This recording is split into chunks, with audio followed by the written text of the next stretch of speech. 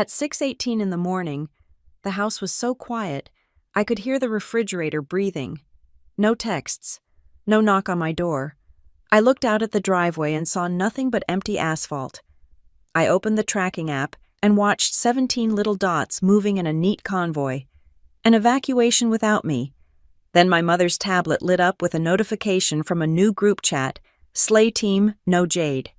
My name is Jade Warren, and at 34 years old, I had long ago accepted that silence was a luxury I rarely could afford. But this silence was different. It was heavy, textured, and suffocating. It was 6:18 in the morning on the 23rd of December, a day that had been highlighted in red on my Google Calendar for 4 months. I sat up in bed, the duvet pooling around my waist. My internal clock had woken me up precisely 2 minutes before my alarm was set to go off, a habit born of years working in high-stakes compliance. Normally, the house would be vibrating by now. My mother, Diane, was a loud riser, the type of woman who believed that banging cabinet doors was a form of communication. My father, Robert, usually had the television on at volume 40 in the living room, catching the early weather report for the drive. My younger sister, Marin, would be running up and down the hallway, shouting about a missing charger or a misplaced boot. Today, however, the house was a tomb. I swung my legs out of bed, my bare feet hitting the hardwood floor. It was cold. The heat had been turned down, which was strange because my father constantly complained if the thermostat dropped below 72 degrees. I walked into the hallway, tying my silk robe tighter around my waist. "Mom," I called out. My voice sounded flat, absorbed instantly by the walls. "Nolan." No answer. I moved toward the kitchen, the heart of this sprawling suburban home that I had bought 3 years ago. I paid the mortgage. I paid the insurance. I paid for the repairs when the water heater died last winter. Yet, for the past week, as my family gathered here in preparation for our departure, I had felt like a guest in my own property, a guest who was also the maid. The kitchen confirmed my suspicion that they were awake, or at least had been. The scene before me was a masterclass in casual disrespect. The smell of coffee was stale, hanging in the air with a bitter tang. The pot on the counter was empty, a dark, burnt ring at the bottom indicating the burner had been left on until the liquid evaporated. I walked to the island. A plate sat there with a half-eaten Belgian waffle, a pool of syrup congealing around the edges. A fork rested on the rim, sticky and precarious. Beside it were 3 used mugs, stained with lipstick and coffee rings, clustered together like abandoned monuments. The dishwasher was right there. It was empty and ready to be loaded. Yet, the sink was piled high with cereal bowls, spoons, and the skillet used to heat the syrup. They had eaten breakfast. Without me. A slow, creeping numbness began to spread from my chest to my fingertips. I looked at the digital clock on the oven. 6:22. We were scheduled to leave at 7. My plan. The spreadsheet I had circulated 3 times was specific. Wheels up at 7 to beat the holiday traffic out of the city and make the ascent to Granite Hollow before the snowstorm hit. I walked to the living room window and pulled back the sheer curtain. My driveway was a vast, empty expanse of gray concrete. My father's SUV was gone. Marin's convertible was gone. The rental van I had paid for to transport the luggage and the friends Marin had insisted on bringing was gone. And Nolan's car, my fiancé's sleek black sedan, which I had helped him pick out last year, was missing from its usual spot. Gone, all of them. I felt a vibration in my pocket, a phantom notification. But when I pulled my phone out, the screen was blank. No texts, no missed calls, no frantic, "Where are you?" messages. I unlocked my phone and opened the Find My app. The map loaded, the grid of the city appearing in muted grays and greens. I zoomed out.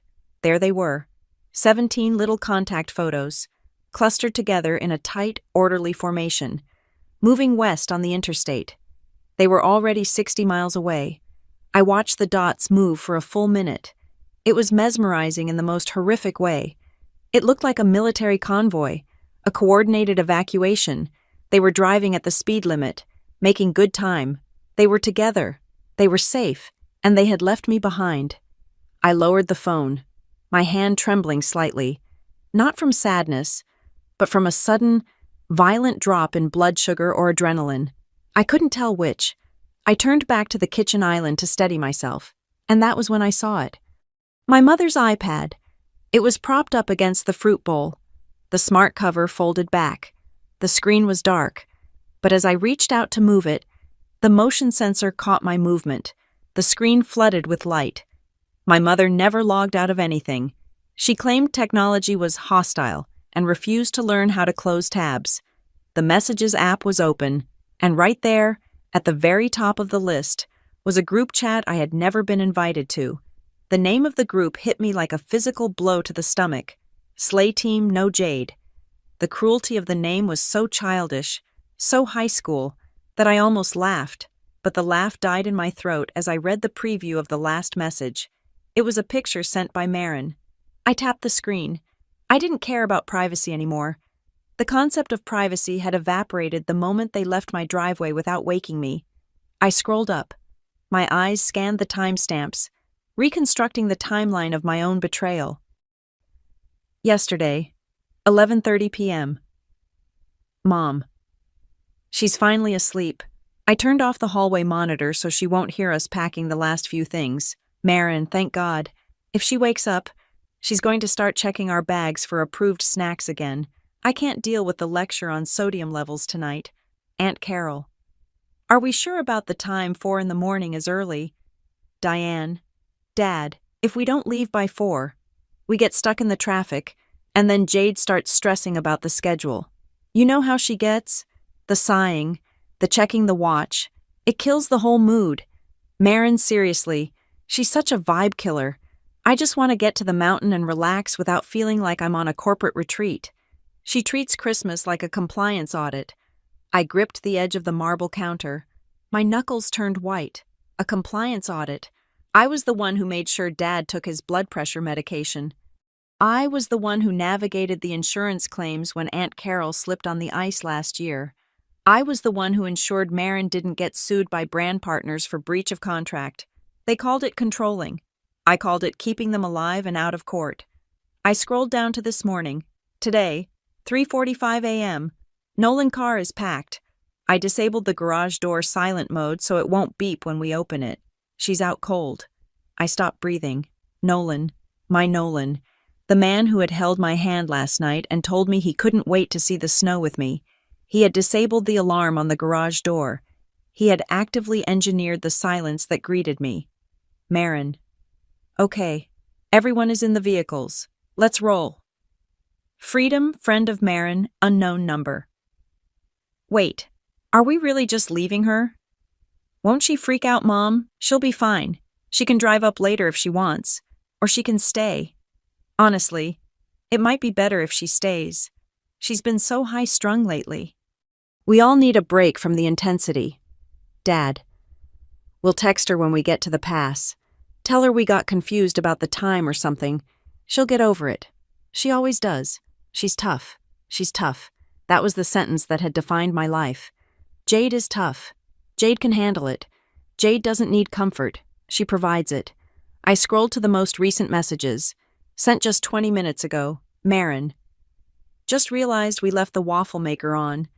Oops. Someone text her in like an hour so the house doesn't burn down. Cousin Tyler lol. Imagine her face right now. And then, the final dagger. The message that severed the last thread connecting me to the people I called family. Nolan, don't worry about the waffle maker. Worry about the lift passes. Did anyone grab the physical vouchers, Marin? I think Jade has them in her folder. Whatever. We can just reprint them at the lodge. Nolan, yeah. As long as Jade's card is on file for the incidentals and the booking, we're good. If she doesn't come, it just means more room in the hot tub. As long as Jade's card is on file, I stared at the words. The air in the kitchen seemed to drop 10 degrees.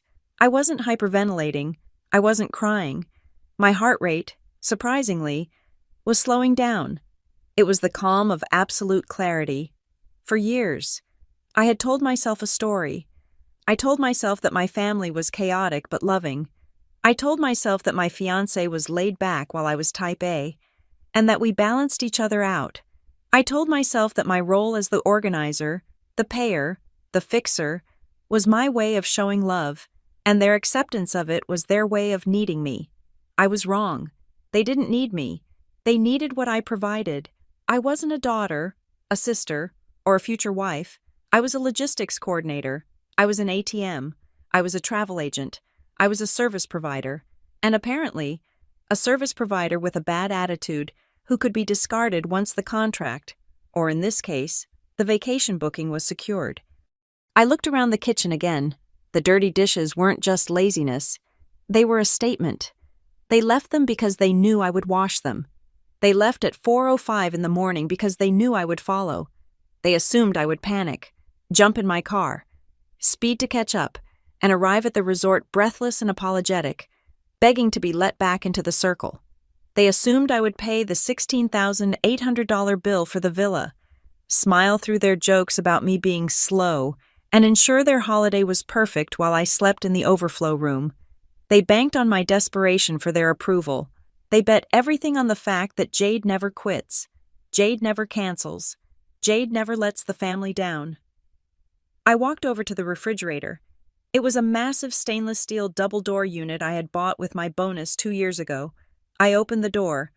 The cold air rushed out to meet me, matching the chill inside my veins.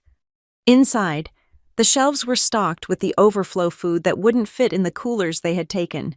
Expensive cheeses, premium steaks, bottles of champagne, all paid for by me, intended for a celebration of togetherness that was a lie. The white LED light from the fridge cast a harsh, clinical glow across my face. I caught my reflection in the glass of a wine bottle.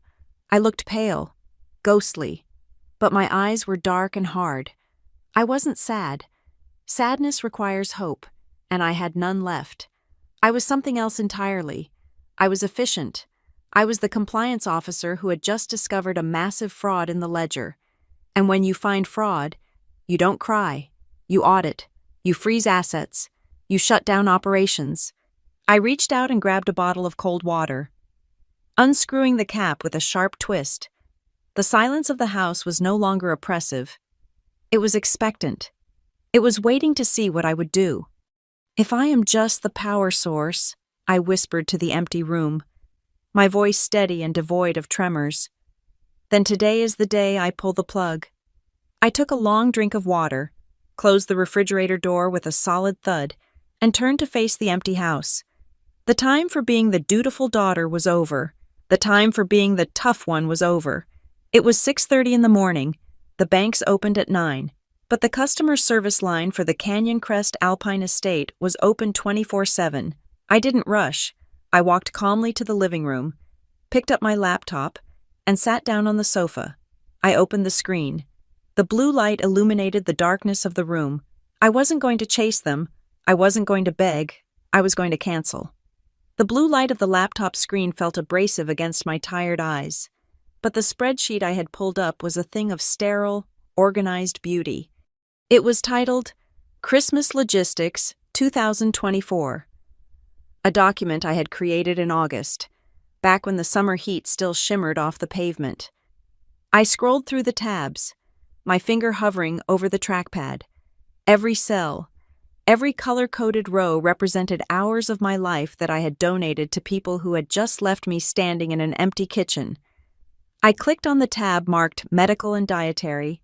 It was a testament to how deeply I managed their lives. For my father, Robert, I had researched and procured a specific prescription of acetazolamide because at his age, the altitude change in Wyoming often triggered dizziness. I had cross-referenced it with his blood pressure medication to ensure there were no contraindications. For my mother, Diane, I had packed a separate travel kit containing her specific migraine relief, the kind you could only get from a compounding pharmacy in the city, because the over-the-counter stuff made her drowsy. Then there was the food. I navigated to the catering tab.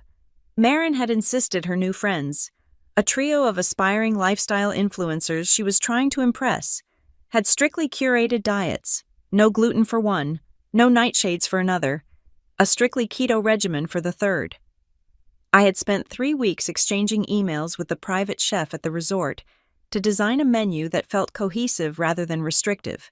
I had reviewed ingredient lists for hidden sugars. I had sourced a specific brand of almond flour they preferred.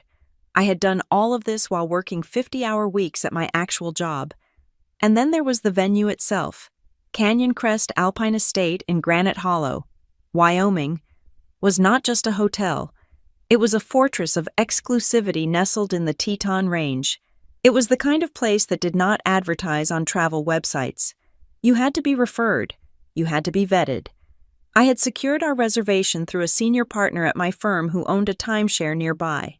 I clicked on the Financials tab. The numbers stared back at me, bolded and highlighted in green. $16,800. That was the total cost for 5 nights.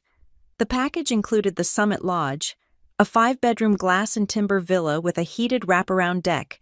It included the private chef services for breakfast and dinner. It included 7 all-access lift passes, skipping the lines at the gondola. It included a daily spa credit that my mother had already earmarked for a hot stone massage. It included the private shuttle service that was currently transporting them from the airport to the mountain, sipping sparkling water I had paid for. $16,800. It was a staggering amount of money. I earned a good salary as a senior risk analyst at Blackridge Compliance Systems. But this wasn't pocket change. This was my savings for a down payment on an investment property. This was a year of aggressive budgeting. When I had booked it, Nolan had kissed my forehead and told me it was an investment in our future memories. My father had clapped me on the shoulder and said he was proud I could provide for the family. They had let me pay because, as my mother put it was just easier if one person handled the booking. "You're so good with the details, Jade," she had said, waving a hand dismissively. "Put it on your card to hold the reservation, and we will figure out the split later." The split never happened. It never did. There was always an excuse. Dad's stocks were down. Marin was between gigs. Nolan was saving for the wedding. I had absorbed the cost, telling myself that their happiness was the repayment. I looked away from the laptop and back to the iPad, which was still glowing with the treacherous transcript of the Slay Team chat. I needed to see more. I needed to understand the architecture of this plan. I scrolled back 2 weeks. December 10th. Marin. Okay. Looking at the floor plan for the villa, the master suite is obviously for Mom and Dad. The 2 king suites with the balcony view are perfect for me and the girls. We need that lighting for content. Nolan, I'll take the queen room on the 2nd floor. It has the fireplace. Mom, where does that leave Jade Marin? There's that room off the mudroom, the one the listing calls the overflow suite. It's got a bunk bed. It's fine. She's barely going to be in the room anyway. She'll be busy coordinating everything. Nolan, that works. Plus, it's closer to the kitchen so she can let the chef in early. I felt a cold burn in my throat. The overflow suite was essentially a glorified closet designed for children or traveling staff. They had assigned me the servants' quarters in a villa I was paying for, and Nolan, my fiancé, had agreed. He hadn't fought for me to be in the room with the fireplace. He hadn't suggested we share a suite like an engaged couple. He had relegated me to the mudroom, but the worst betrayal wasn't about the room. It was about the house I was currently sitting in. I scrolled to a conversation from 3 days ago.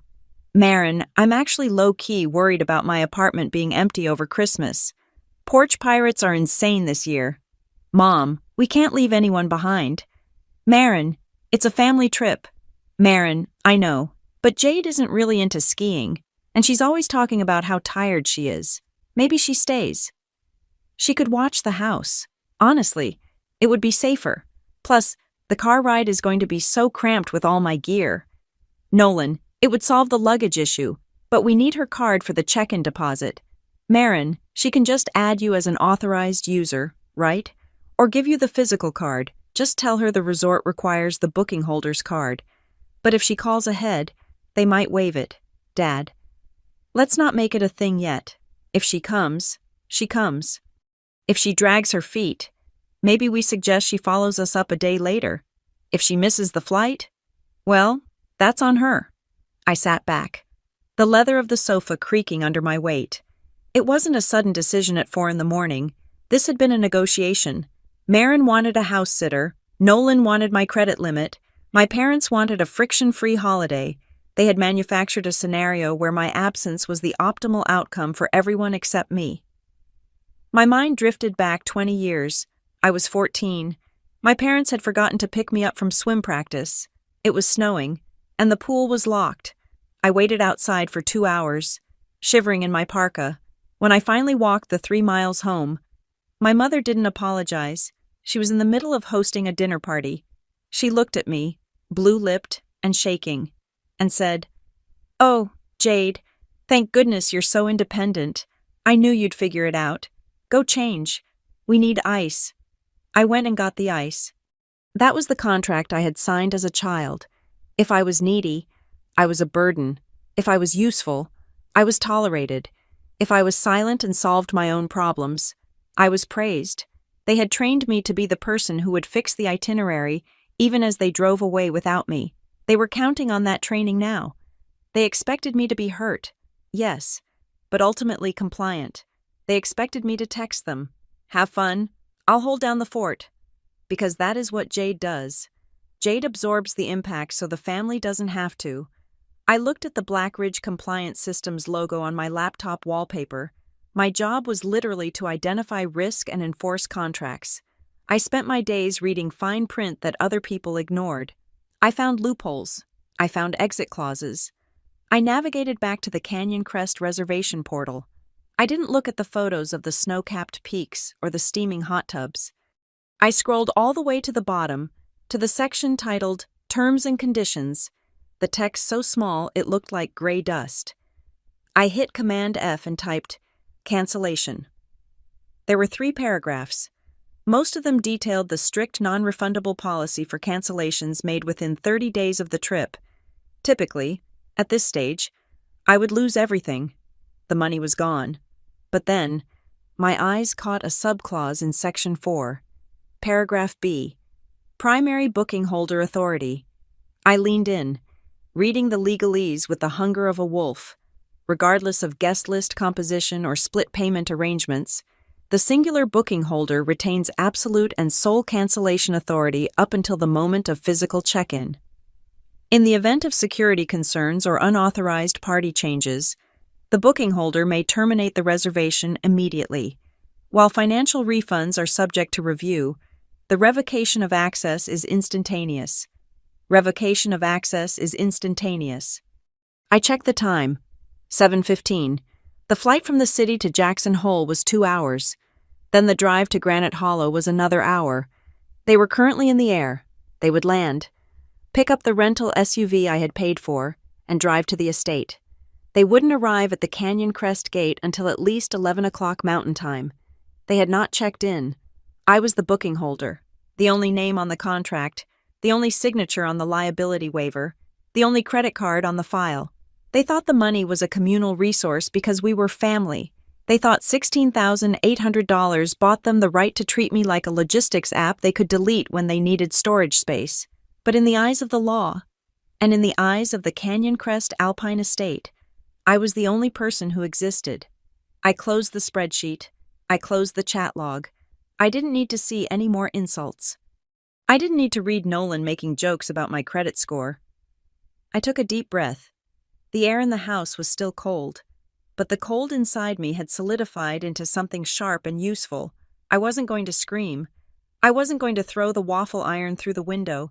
That was what a hysterical daughter would do. I was not a daughter right now. I was a client. I picked up my phone and opened my contacts. I scrolled down to Canyon Crest Concierge. I had spoken to them so many times over the last few months that the number was in my favorites. My thumb hovered over the call button. $16,800, I said aloud, testing the weight of the words one last time. It was the price of a luxury vacation, but it was also the price of my freedom. If I let this slide, if I let them check in and enjoy the fires I paid for, I would be paying this bill for the rest of my life. Not in money, but in dignity. I pressed the green button. The phone rang. 1 ring, 2 rings. Good morning. This is the Canyon Crest Alpine Estate. My name is Elena. A cheerful, polished voice answered, "How may I assist you this lovely morning?" I sat up straighter, my voice dropping into my professional register, the tone I used when I was about to fail a company's audit. "Hello, Elena. This is Jade Warren. I have a reservation starting today at the Summit Lodge." "Oh, Ms. Warren? Yes, of course. We are so excited to welcome your group. Chef Marco has the kitchen prepped and I need you to listen to me very carefully." "Elena," I interrupted, my voice smooth and devoid of any warmth. "I am invoking my right as the primary booking holder. I am canceling the entire reservation." "Excuse me?" Elena's falter was audible. "I am canceling the booking, the villa, the chef, the lift passes, the spa appointments, all of it, effectively immediately." "But Ms. Warren, your party is due to arrive in a few hours." "The non-refundable policy." "I know the policy," I said, "and I am not asking for a refund yet. I am telling you to deny access." "I need to be very clear, Elena," I said, my voice steady, cutting through her confusion like a diamond cutter through glass. "I am not asking if I can cancel. I am informing you that the unauthorized party currently approaching your main gate has no legal standing to enter the property. I am the sole booking holder. I am the only signatory on the liability waiver. And I am formally revoking all access privileges for the guests listed under my reservation. Right now." There was a pause on the line. I could hear the faint typing of a keyboard in the background, likely Elena frantically pulling up my file. When she spoke again, her cheerfulness had evaporated, replaced by a guarded professional caution. "Ms. Warren, I am looking at your file now. You are indeed the primary holder. However, I must remind you that per the terms agreed upon at the time of deposit, a cancellation less than 24 hours before arrival results in a total forfeiture of the booking fee. That is $16,800. We cannot offer a credit or a refund." "I am aware of the financial implications," I replied. I walked over to the window, looking out at my empty driveway. "I am not asking for my money back. Elena, I am paying $16,800 to ensure that the individuals in that convoy do not step 1 foot inside the Summit Lodge. Do you understand? I am paying for the vacancy." "I see," Elena stammered. This was clearly outside her usual script. She was used to people begging for refunds, not weaponizing the non-refundable clause. "So, just to confirm, you want us to deny entry at the gatehouse?" "Correct," I said, "but it goes beyond the gate. I need a full system purge. I want the digital keys for the villa deactivated. I want the QR codes for the lift passes voided. If they try to scan them at the gondola, I want the system to flash red. The private chef. Tell him to pack up his knives and go home. The spa appointments for Diane and Marin Warren, delete them. Ms. Warren, the chef has already started prep work for the welcome dinner," Elena said, her voice dropping to a whisper. "The elk is marinating." "Then the staff can eat it," I said. "Or throw it out. It makes no difference to me. What matters is that my credit card is not charged for a single bottle of wine, a single massage, or a single lift ticket from this moment forward. I am removing my authorization for all incidental charges. If you allow them to charge anything to my card after this call, I will consider it fraud, and I will pursue it with my bank and my legal counsel." "Okay," Elena said, and I heard the decisive click of a mouse. "I am removing the authorized users now. The system is updating. Lift passes are voided. Gate codes are scrambled. I will radio the security team at the perimeter immediately." "Thank you," I said. "One more thing. When they arrive, and they will be there in approximately 40 minutes, please do not tell them I called. Simply tell them there is an issue with the booking holder's verification and that access is denied. Let them figure out the rest." "Understood, Ms. Warren," Elena said. There was a hint of nervous respect in her voice now. "Your reservation has been adjusted. Is there anything else?" "No, that will be all. Have a wonderful Christmas." Elena. "You too, Ms. Warren." I ended the call. The screen went black. The silence in the kitchen returned. But it felt different now. Before, it was the silence of abandonment. Now, it was the silence of a judge's chambers after the gavel has come down. I picked up the iPad again. I didn't open the chat. Instead, I opened the Find My app. The map refreshed. The cluster of 17 dots had moved. They had landed in Jackson Hole, picked up their rental cars, and were now navigating the winding roads up to Granite Hollow. I watched them move along the gray vein of the highway. They were moving fast, probably speeding. Marin would be in the passenger seat of the lead SUV, likely filming a story for her Instagram, talking about mountain vibes and family time. Nolan would be driving, probably rehearsing the speech he would give me later about how I needed to loosen up and pay the bill. I sat there and watched them for 30 minutes. It was the most gripping thing I had ever watched. At 11:12 Mountain Time, the dots slowed down. They bunched together. They had reached the main security gate of Canyon Crest.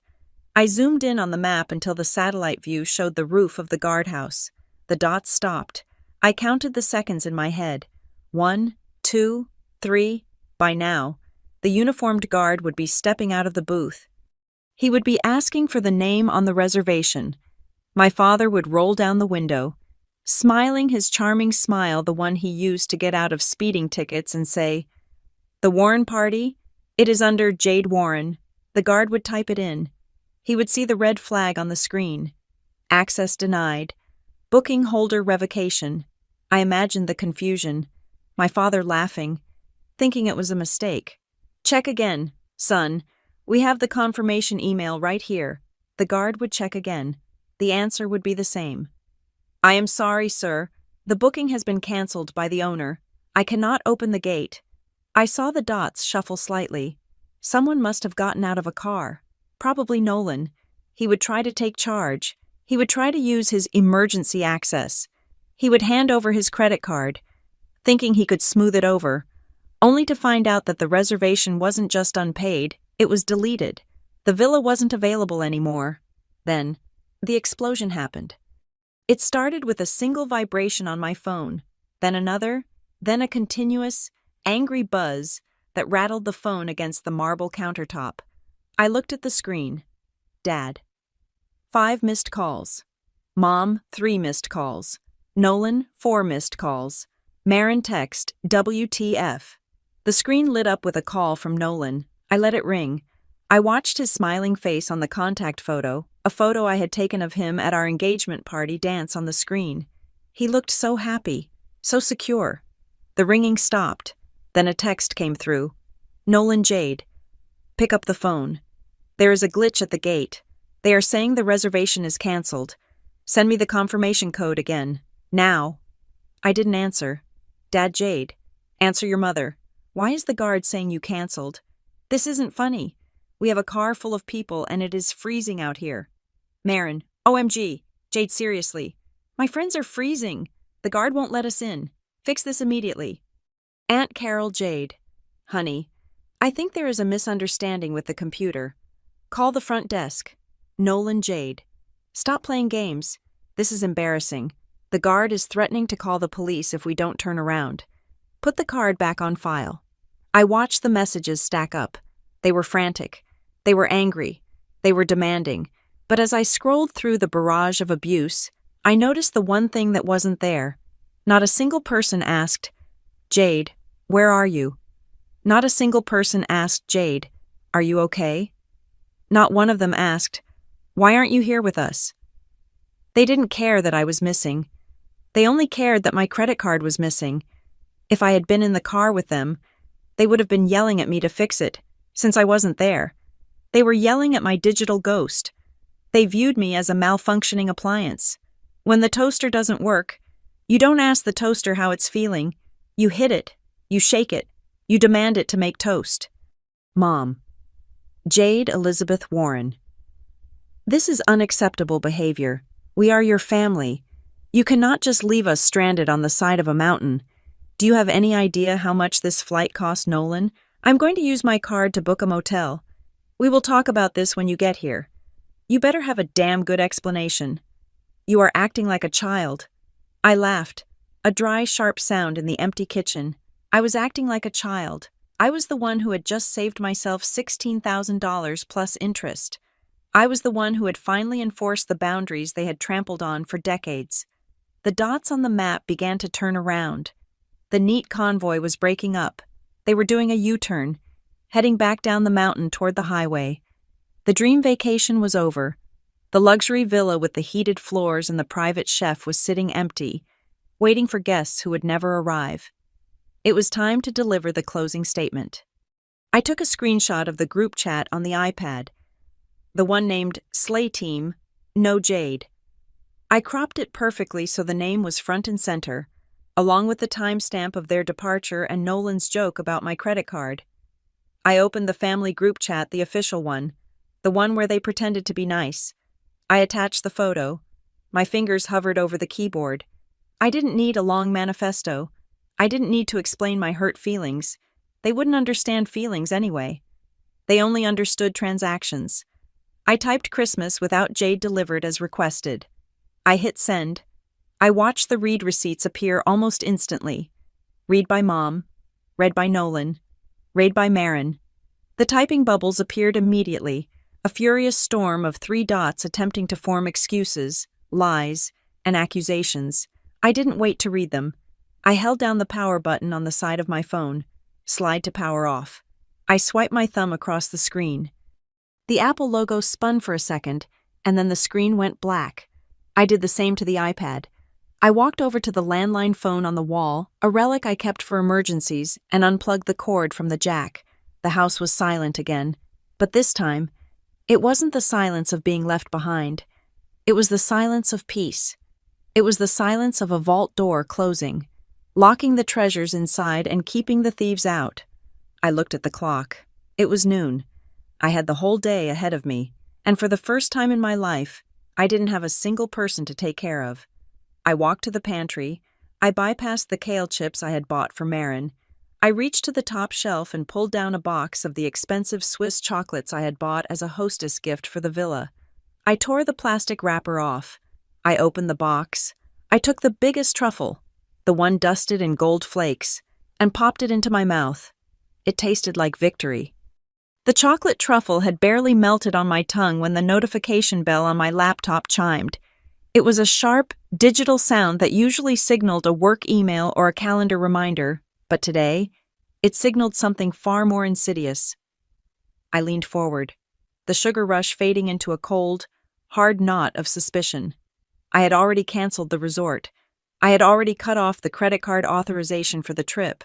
In my mind, the transaction was closed. But as I opened my banking portal, I realized that for my family, the transaction was the only thing that mattered.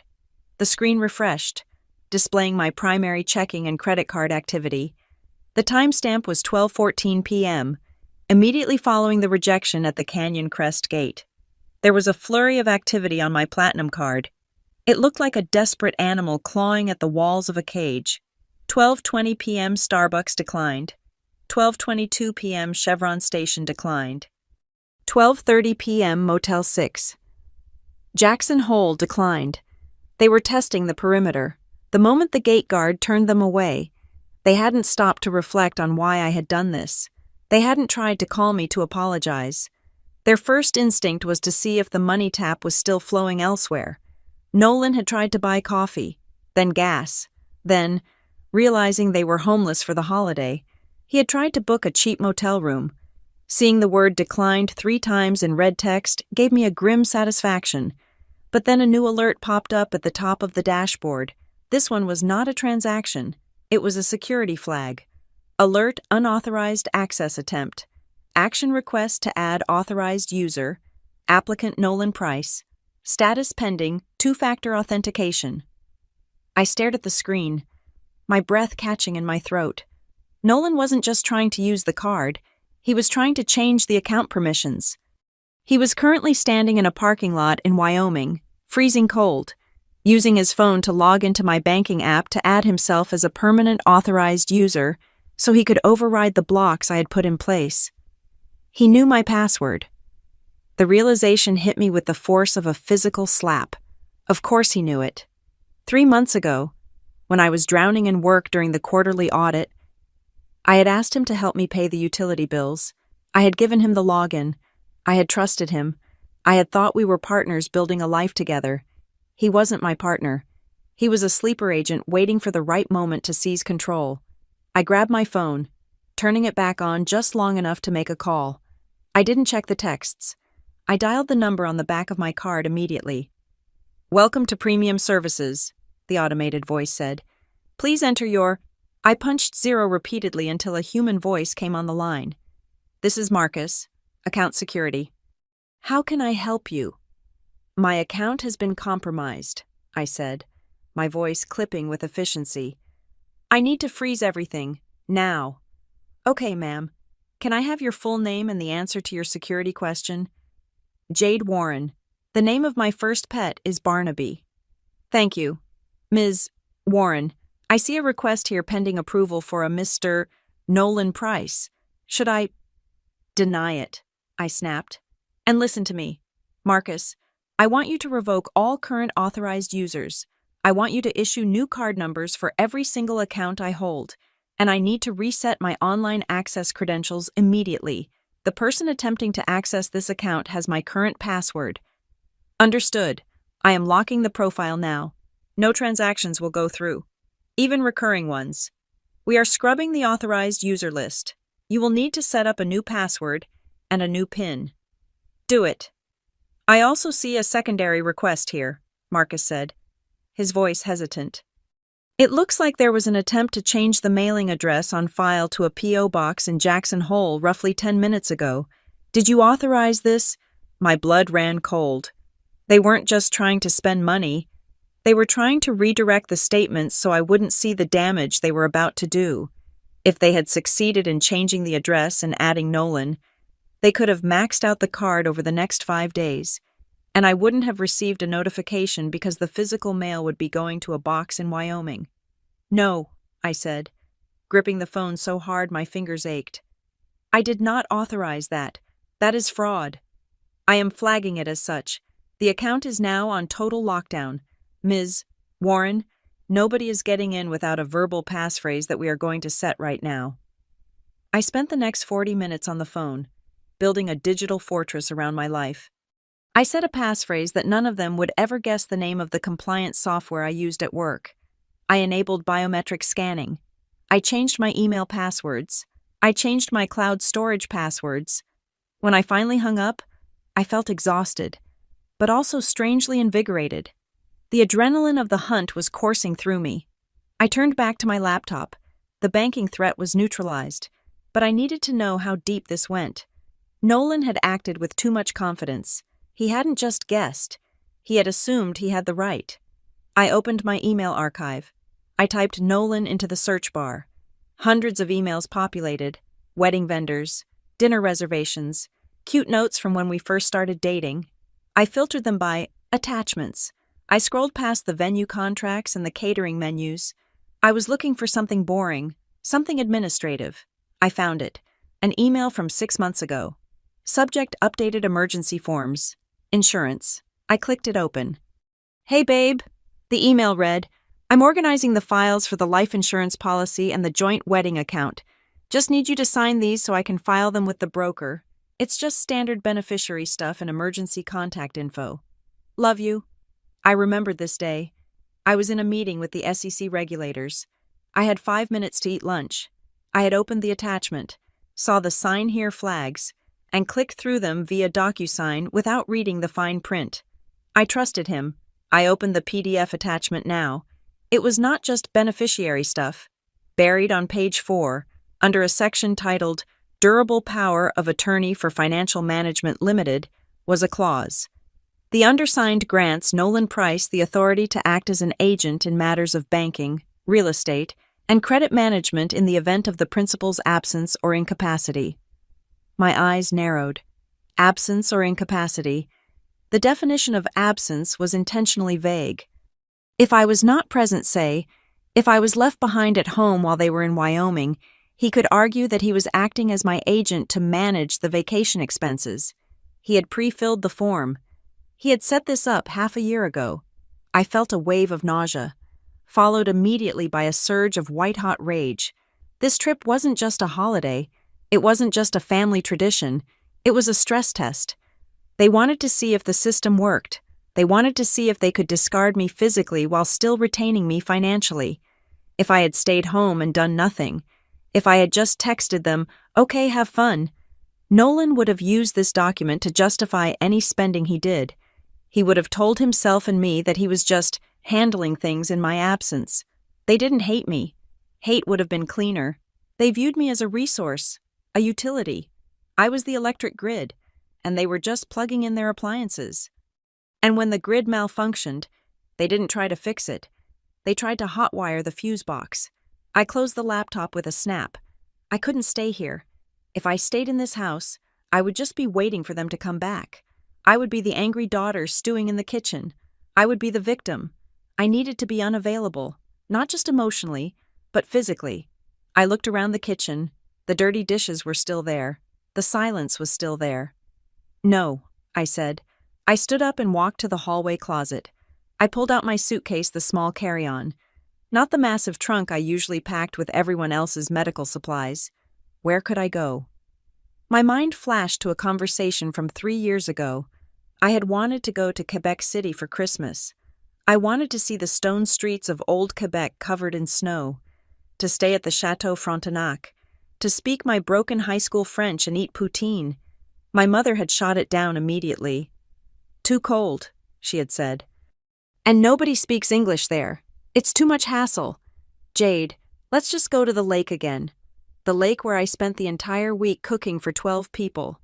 I pulled out my phone. I didn't care about the price. I opened the airline app. There was a flight leaving from the main international airport at 5:45 p.m., one layover in Toronto, then landing in Quebec City by midnight. Business class. $2,400. I booked it. I didn't flinch at the cost. It was cheaper than the $16,000 I had just saved. I ran upstairs to my bedroom. I didn't pack the altitude sickness pills. I didn't pack the migraine medicine. I didn't pack the gluten-free snacks. I packed my thickest wool sweaters. I packed my shearling boots. I packed the silk dress I had bought for a date night that never happened. I packed 2 books I had been meaning to read for a year. I packed my passport. It took me 15 minutes. I showered, washing the stale smell of the morning off my skin. I dressed in comfortable travel clothes, cashmere joggers and a heavy coat. I looked in the mirror. I looked like a woman who was going somewhere, not a woman who had been left behind. I walked back down to the kitchen. I needed to leave a message. If I just vanished, they might actually call the police, not out of concern, but out of a need to control the narrative. I needed to make it clear that this was a choice. I grabbed a notepad from the counter, the one usually reserved for grocery lists. I took a Sharpie. I didn't write a letter. I didn't explain about the bank or the fraud or the hurt. I wrote 6 words. "I am on vacation. Don't look." I tore the page off and stuck it to the refrigerator door with a magnet. It sat there, a small white square against the stainless steel, right next to the calendar that still listed family trip for today. I walked to the front door. I keyed in the security code to arm the house. System armed. Away mode. I stepped out into the cold afternoon air. The Uber was already waiting at the curb. The driver, a middle-aged man with a kind face, popped the trunk.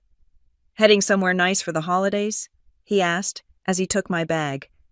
"Yes," I said, and for the first time all day, my smile reached my eyes. Somewhere very cold and very far away. I got into the back seat. As the car pulled away, I didn't look back at the house. I didn't look at the empty driveway. The ride to the airport was a blur of gray highway and brake lights, but I felt none of the usual travel anxiety. Usually, I would be checking the flight status for 5 different people, holding the boarding passes, worrying about Marin's overweight luggage. Today, I just looked out the window, at the airport. I breezed through the priority lane. No herding cats, no waiting for Dad to find his ID, no apologizing for Mom's water bottle in the carry-on. I reached the security checkpoint. The TSA agent motioned me forward. "Phone and electronics in the bin, please." I pulled my phone out of my pocket.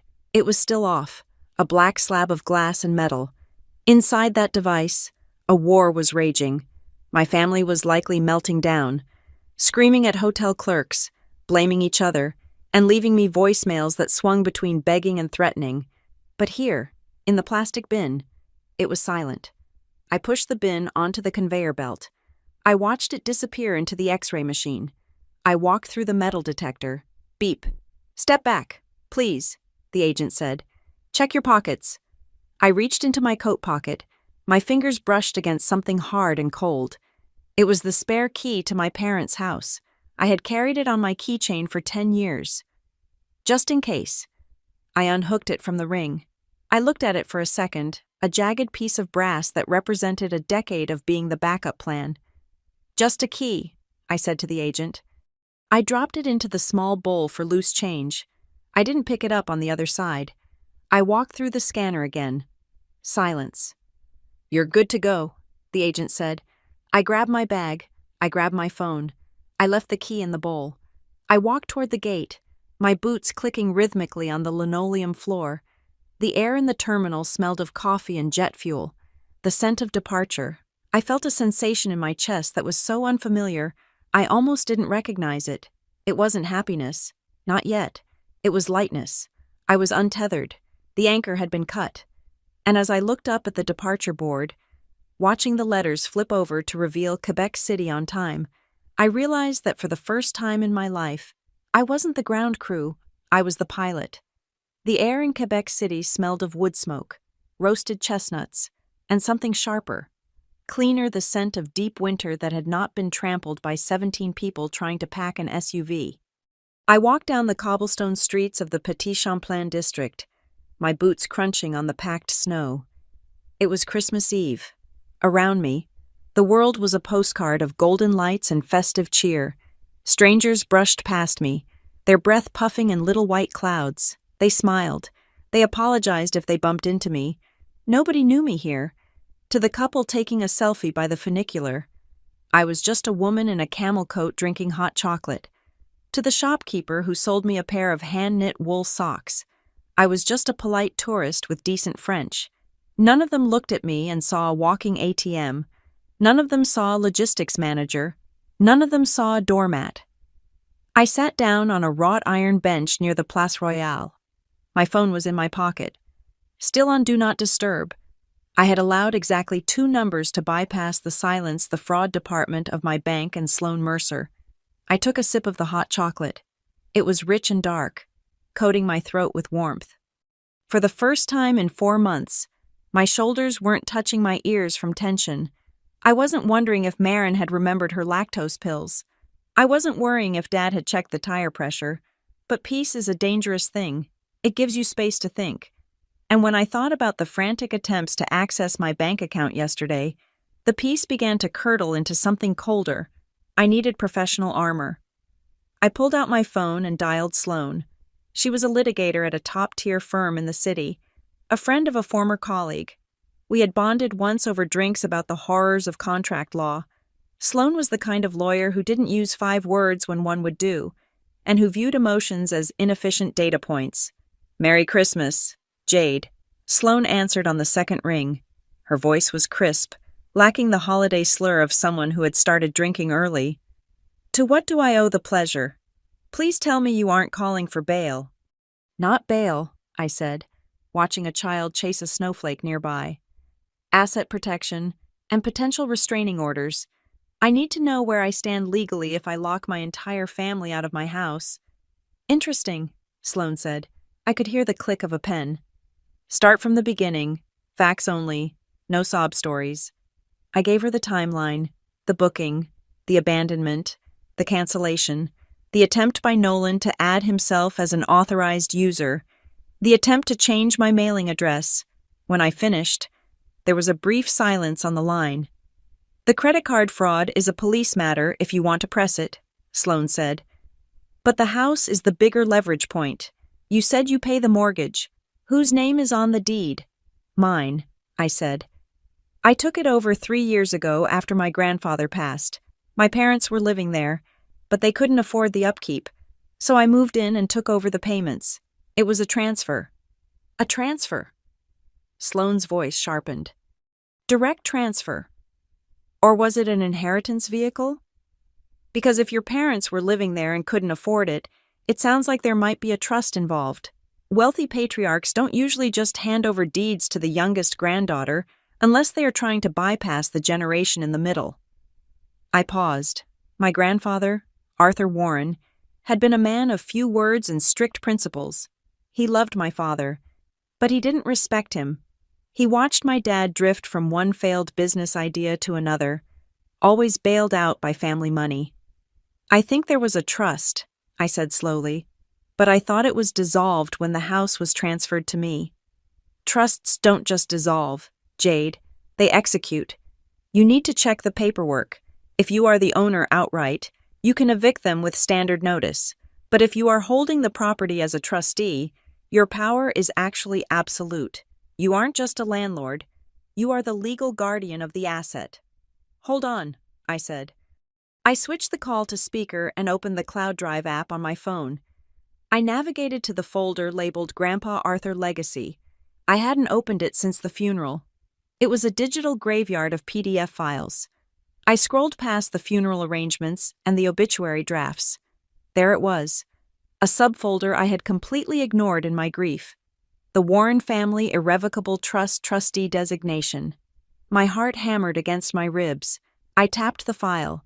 It downloaded slowly over the roaming data. The document opened. It was 40 pages of dense legal text. Scanned from the original parchment, I zoomed in on the signature page. Trustee Jade Elizabeth Warren, beneficiaries Robert Warren. Diane Warren might have habitation only. Subject to trustee discretion. I read the clause under powers of the trustee. The trustee shall have the sole and exclusive authority to manage, lease, sell, or encumber the real property. The beneficiaries are granted a revocable license to occupy the premises, provided they maintain the property in good standing and adhere to the rules set forth by the trustee. The trustee may terminate this license immediately upon evidence of financial mismanagement or risk to the trust assets. I felt the blood drain from my face. Sloan, I whispered. I'm the trustee. My parents, they don't own the house. They have a revocable license to occupy. And let me guess, Sloan said, her voice sounding satisfied. They have been acting like they own it, and you are the tenant. Yes, my dad always says, this is a family house. He forbids me from changing the paint color in the living room. Well, he is wrong, Sloan said. Arthur Warren knew exactly what he was doing. He skipped your father because he knew your father would leverage the house for debt. He put you in charge because he trusted you to be the adult. Jade, you don't need to evict them. You just need to revoke their license. And considering Nolan tried to commit financial fraud against the trustee, you have grounds to claim the assets are at risk. I sat back on the bench. The cold air suddenly felt clarifying. For 3 years, I had walked around that house feeling like an intruder. I had tiptoed around my father's ego. I had apologized for taking up space. All this time, I had held the keys to the kingdom, and I hadn't even looked at the map. What do? I asked. You stop being a daughter, Sloan said. You start being a trustee. I want you to gather everything, the group chat logs, the timestamps of when they left you, the bank alerts showing Nolan's attempt to access your credit. That is evidence of financial predation. We are going to build a file that proves your family views you as a financial resource to be exploited, which justifies the trustee stepping in to protect the estate. They are going to hate me, I said. The old reflex was still there, the fear of their disapproval. They already ditched you at 4 a.m. Jade, Sloan cut in. They don't love you. They love what you provide.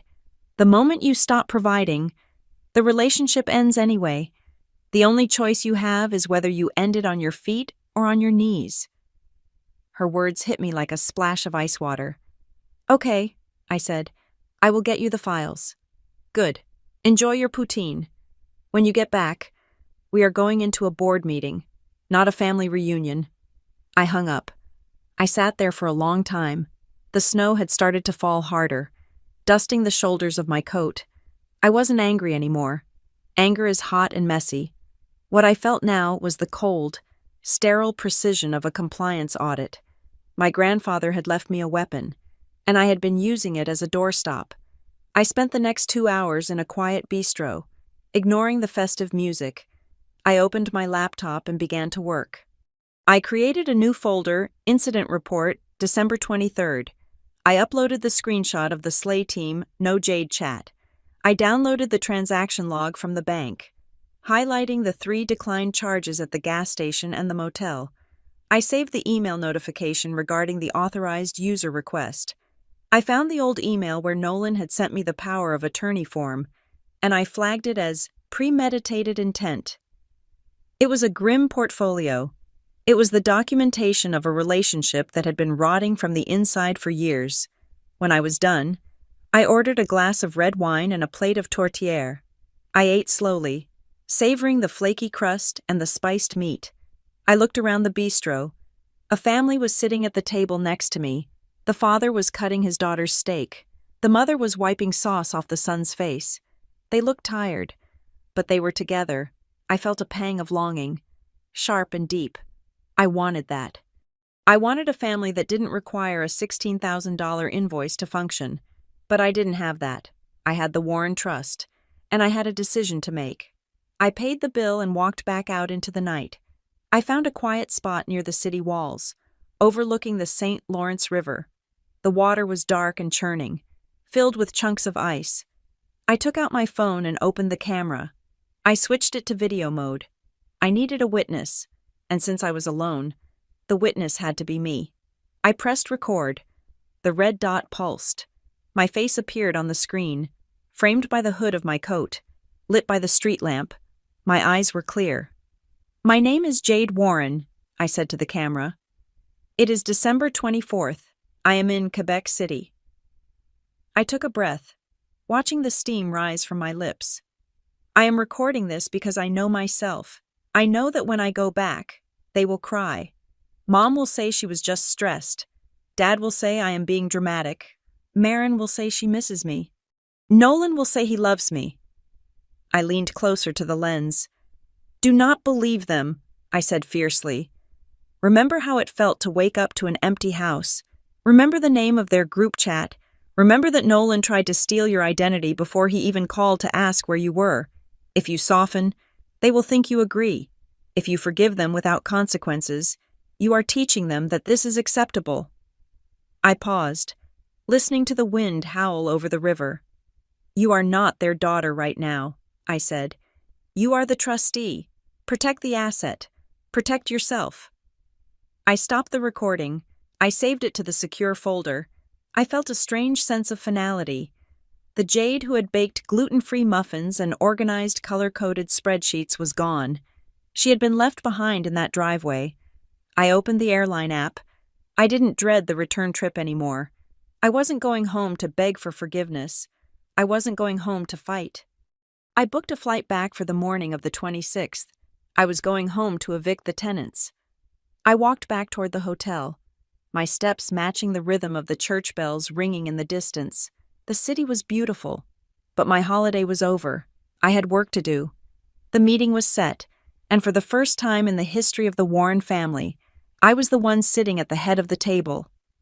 The taxi from the airport dropped me off at the curb at 2:14 in the afternoon on December 26th.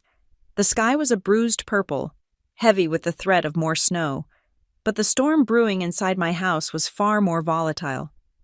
I stood on the sidewalk for a moment, gripping the handle of my suitcase. The driveway, which had been blissfully empty 3 days ago, was now a parking lot of defeat. My father's SUV was parked crookedly, one wheel up on the lawn, suggesting a rage-filled arrival. Marin's convertible was jammed in behind it. Nolan's sedan was pulled up close to the garage door, blocking the path. They were all here. The ambush was set. I could feel the energy radiating from the house. It wasn't the warmth of a family gathering. It was the tense, static charge of a courtroom before the judge walks in.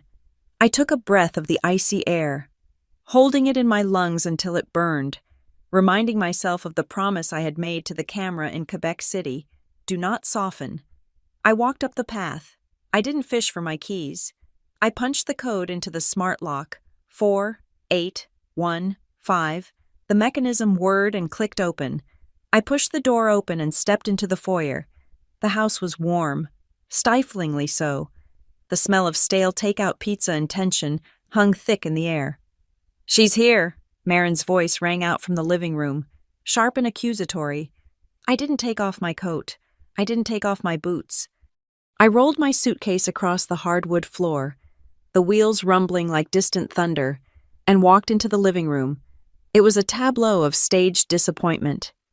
My mother, Diane, was sitting in the center of the beige sectional sofa. Her hands clasped tightly in her lap. She was wearing her martyr cardigan, a gray wool thing she only wore when she wanted to project fragility. My father, Robert, sat in his leather armchair, his posture rigid, staring at the unlit fireplace as if it had personally offended him. Marin was pacing back and forth in front of the window, her phone in her hand, her thumb scrolling aggressively, and Nolan. He was standing by the mantelpiece, leaning against it with his arms crossed over his chest. He looked tired. He hadn't shaved in 2 days, and he was wearing the cashmere sweater I had bought him for his birthday. He looked at me with a mixture of relief and carefully rehearsed anger. Nobody said hello.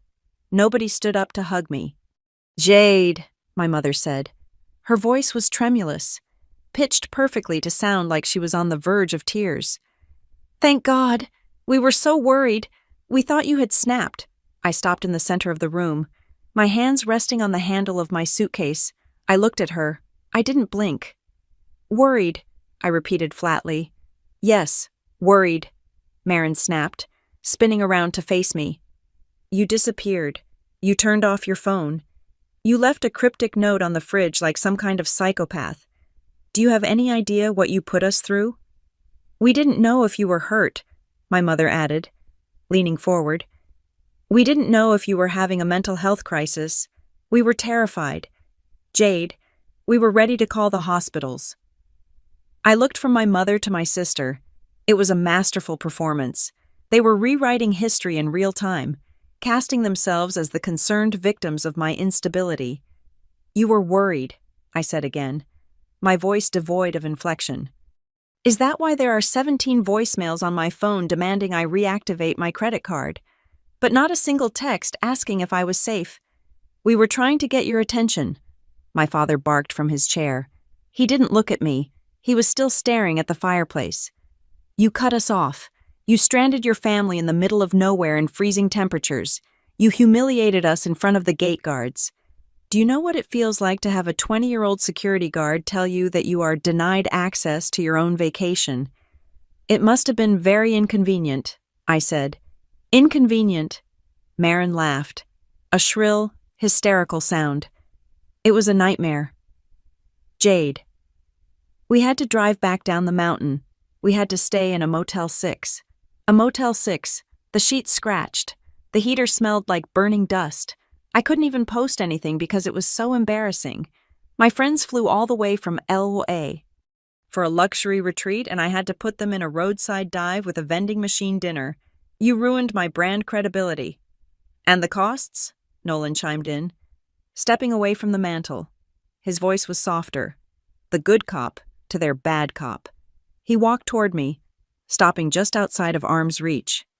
"Jade, look, we know you were upset about us leaving early. Okay, we get it. It was a miscommunication. But to react like this, to nuke the entire trip, I had to put $3,000 on my emergency card just to house everyone for 2 nights before we gave up and drove back. That is money we were saving for the wedding." He looked at me with those puppy dog eyes that used to make me apologize for things I hadn't done. "You need to fix this," Nolan said, lowering his voice to a conspiratorial whisper. "Your dad is furious. Marin is a wreck. You need to apologize, transfer the funds to cover the motel costs, and maybe we can salvage the rest of the holiday. We can still do a late dinner. Just de-escalate this, please." I looked at him. I really looked at him. I saw the calculation behind the concern. He wasn't worried about my mental health. He was worried about the $3,000 balance on his credit card. I let go of my suitcase. It stood upright, a silent sentry beside me. "I am not going to apologize," I said. The room went silent. My mother gasped softly. "What did you say?" my father asked, finally turning his head to look at me. His face was red, the veins in his neck bulging. "I said I am not going to apologize," I said, my voice rising just enough to fill the room without shouting. "I listened to all of you. Now you are going to listen to me." "We don't have to listen to this disrespect," my father shouted, gripping the arms of his chair. "You are the one who acted out. You are the one who punished us because you felt left out." "I didn't feel left out, Dad," I said. "I felt used. There is a difference." "Used." My mother stood up, clutching her cardigan. "How can you say that? We include you in everything. We let you plan the trip because you like planning. We let you handle the details because you are good at it. We were doing you a favor." "A favor," I said. "Is that what you call it? Leaving me behind to clean up your breakfast dishes? Leaving me behind to drive the luggage van? Assigning me the room in the mudroom while you took the sweets?" "That was logistics," Nolan interrupted, holding up his hands. "Jade, be reasonable. You know you don't care about the view. You're never in the room anyway. You're making mountains out of molehills." "Am I?" I reached into my tote bag. My hand closed around the file folder I had prepared in the bistro in Quebec. It felt heavy, substantial. "You keep saying this was a miscommunication," I said. "You keep saying you left early to beat the traffic. You keep saying you love me." I pulled out the large, high-resolution printout of the screenshot. I had blown it up so the text was impossible to miss. I walked over to the coffee table and slapped the paper down on the glass surface. The sound was like a gunshot. "Then tell me," I said, pointing a finger at the paper. "Who came up with the name?" They all looked down. There it was, in black and white, magnified for their viewing pleasure. Slay Team No Jade. Nolan's face went pale. Marin stopped pacing. My mother squeezed her eyes shut. "And tell me," I continued, my voice cold and surgical, "who thought it was funny to joke about my credit card while I was sleeping? As long as Jade's card is on file, we're good. That was you, wasn't it, Nolan?" Nolan stammered. "It was a joke. It was just banter. Jade, you know how the group chat gets. We were just blowing off steam." "Banter," I repeated. "So my value to this family is a punchline. My value is a $16,800 credit limit." "You are taking it out of context," Marin yelled.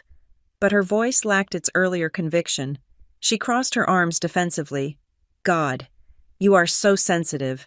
This is exactly why we made a separate chat, because you verify everything. You audit every joke. You are exhausting to be around." "I am exhausting because I am the only one carrying the load." I shot back. "I am the one who remembers the pills. I am the one who books the flights. I am the one who pays the bills.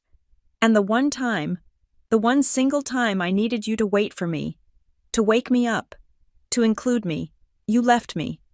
"We didn't leave you," my mother cried out. "We just went ahead. You were supposed to follow." "No," I said. "I was supposed to serve. And when the server didn't show up, you got angry. That is not love. Mom, that is employment." "Stop it." My father slammed his hand on the armrest and stood up. He was a big man, and he used his size to intimidate. He walked toward me, looming over the coffee table. "I have had enough of this. You are acting like a spoiled brat. You think because you pay a few bills you can dictate how this family operates. You think you can hold us hostage with your money." "I am not holding you hostage," I said, standing my ground. I didn't flinch. "I am setting you free. I canceled the trip. You are free. I am free." "You have no right," my father roared. "This is a family decision. This is my house. This is my family, and you are tearing it apart because your feelings got hurt." "Your house?" I asked quietly. "Yes, my house." He gestured wildly at the walls. "I built this life. I raised you in this house. You live here because we allow it. You are ungrateful. We took you in when you were lonely. We let you be part of everything. And this is how you repay us, by throwing a temper tantrum and wasting money." I looked at him, and I felt a strange sense of pity. He truly believed it. He truly believed that I was the guest and he was the lord of the manor. He had forgotten the paperwork. He had forgotten the reality of who signed the checks. "I am not a guest, Dad," I said. "And I am not ungrateful. I am the only reason you still have a roof over your head." "How dare you?" my mother hissed. "How dare you speak to your father like that?" "I am speaking the truth," I said. "And the truth is, you didn't want me on that trip. You wanted my wallet. You wanted my labor. You proved it when you drove away." "It was 4 a.m, Nolan shouted, losing his composure. "We were excited. We made a mistake. Why can't you just let it go?" "Because you didn't just leave," I said, turning to look him dead in the eye. "You planned it. You talked about it. You named a group chat after my exclusion. That takes effort. That takes malice." I looked around the room one last time. The anger was gone, replaced by a profound disappointment. They weren't going to get it. They were never going to admit what they did was wrong. They were just angry that they got caught, and angrier that they got punished. "You say we are a family," I said, my voice dropping to a whisper that carried more weight than any scream. I pointed at the timestamp on the screenshot on the table. 4:05 a.m. "If we are a family," I said, looking from my mother, to my father, to my sister, to the man I was supposed to marry, "then why did you have to sneak out like thieves in the night?" The question hung in the air, unanswerable. My father opened his mouth to yell again, but I didn't give him the chance. "Don't answer that," I said.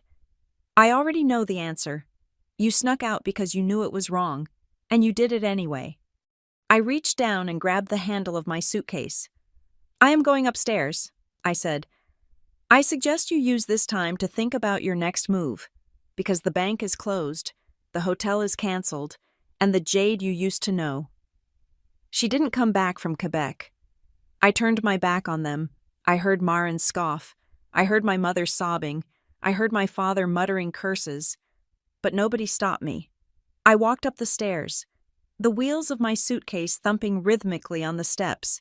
Each thump felt like a gavel banging down. Order in the court. The evidence had been presented.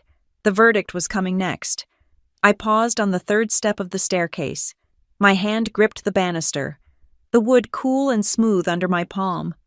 I could hear Nolan's footsteps hurrying across the floorboards behind me, desperate and heavy. He was coming to smooth things over. He was coming to execute the same strategy he had used for 4 years' charm, deflect, and gaslight, until I apologized for being upset. "Jade, wait," Nolan said, his hand reaching out to grab the railing just below mine. "You are walking away in the middle of a conversation. That is not how we solve things. You are being irrational." I turned slowly. I was 2 feet above him. For the first time in our relationship, the physical dynamic matched the reality of our situation. I looked down at him. He was wearing his reasonable man face, the one he practiced in the mirror before client meetings. "Irrational," I repeated, tasting the word. "Is it irrational to secure my assets against theft? Nolan?" He blinked, taken aback by the word theft. "Theft? What are you talking about? Nobody stole anything. We used a card on file. We thought—" "I am not talking about the vacation booking," I cut him off. "I am talking about 12:22 in the afternoon on December 23rd. I am talking about the alert I received from the bank regarding an attempt to add a new authorized user to my Platinum account. An authorized user named Nolan Price." Nolan froze. His mouth opened slightly, then closed. His eyes darted to the side, a tell I had noticed during poker nights but had chosen to ignore. "That must have been a glitch," he stammered, his laugh nervous and hollow. "I was just trying to check the reservation details on the app. I must have clicked the wrong button. You know how bad the signal is in the mountains." "Don't," I said. My voice was a whip crack. "Do not insult my intelligence. I work in compliance. Nolan, I know the difference between a read-only view and a security clearance application. You had to input your social security number.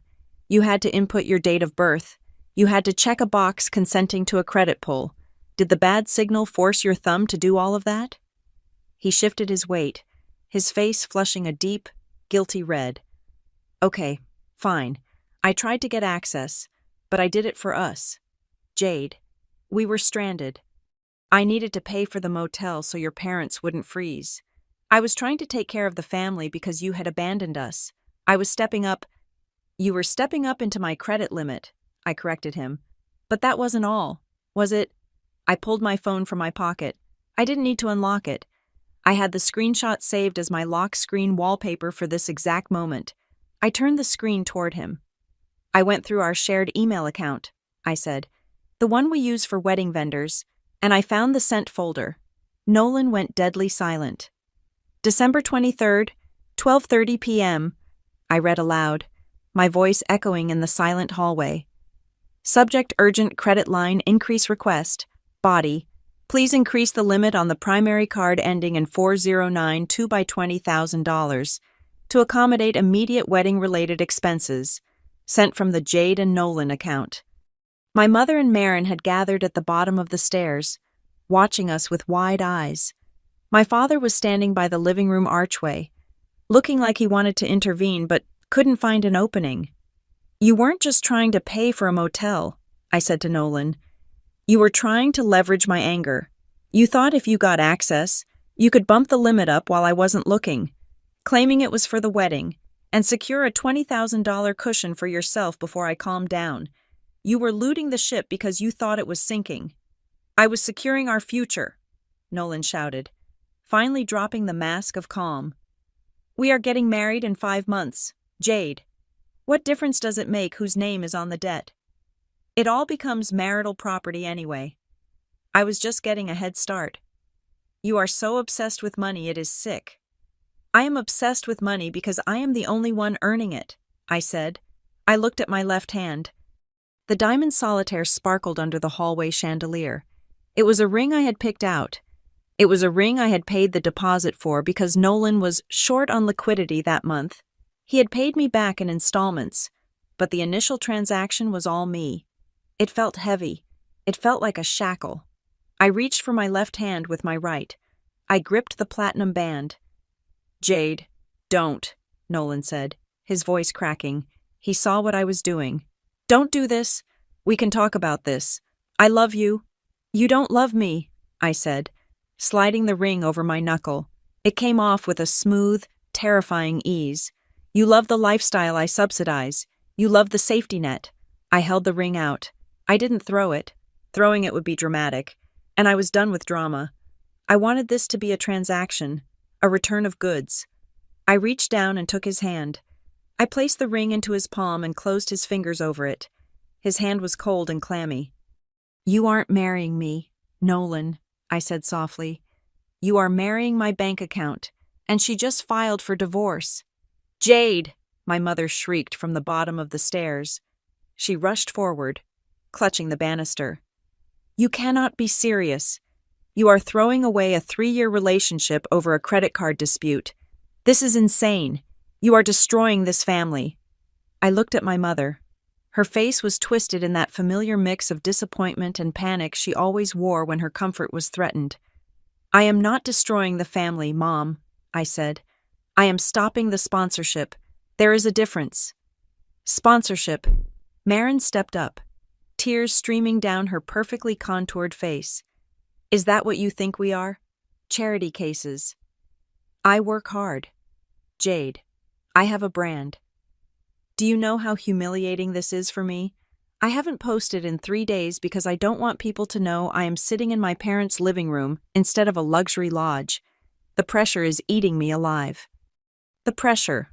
I looked at my sister. You are 30 years old. Marin, you live in a condo I co-signed for. You drive a car under my insurance policy. The pressure you feel is the weight of a lifestyle you cannot afford. And you are right. That pressure is terrible. But guess what? It is no longer my bill to pay.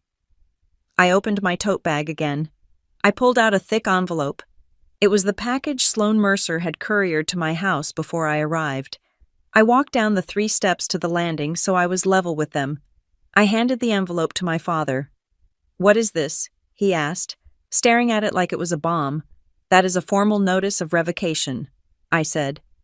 "It was drafted by my attorney, Sloan Mercer. It states that effective immediately, all access to my financial accounts, credit lines, and insurance policies by any member of this family is terminated. It also includes a demand for the return of all physical keys to this property, as well as the key fobs for my vehicle." My father ripped the envelope open.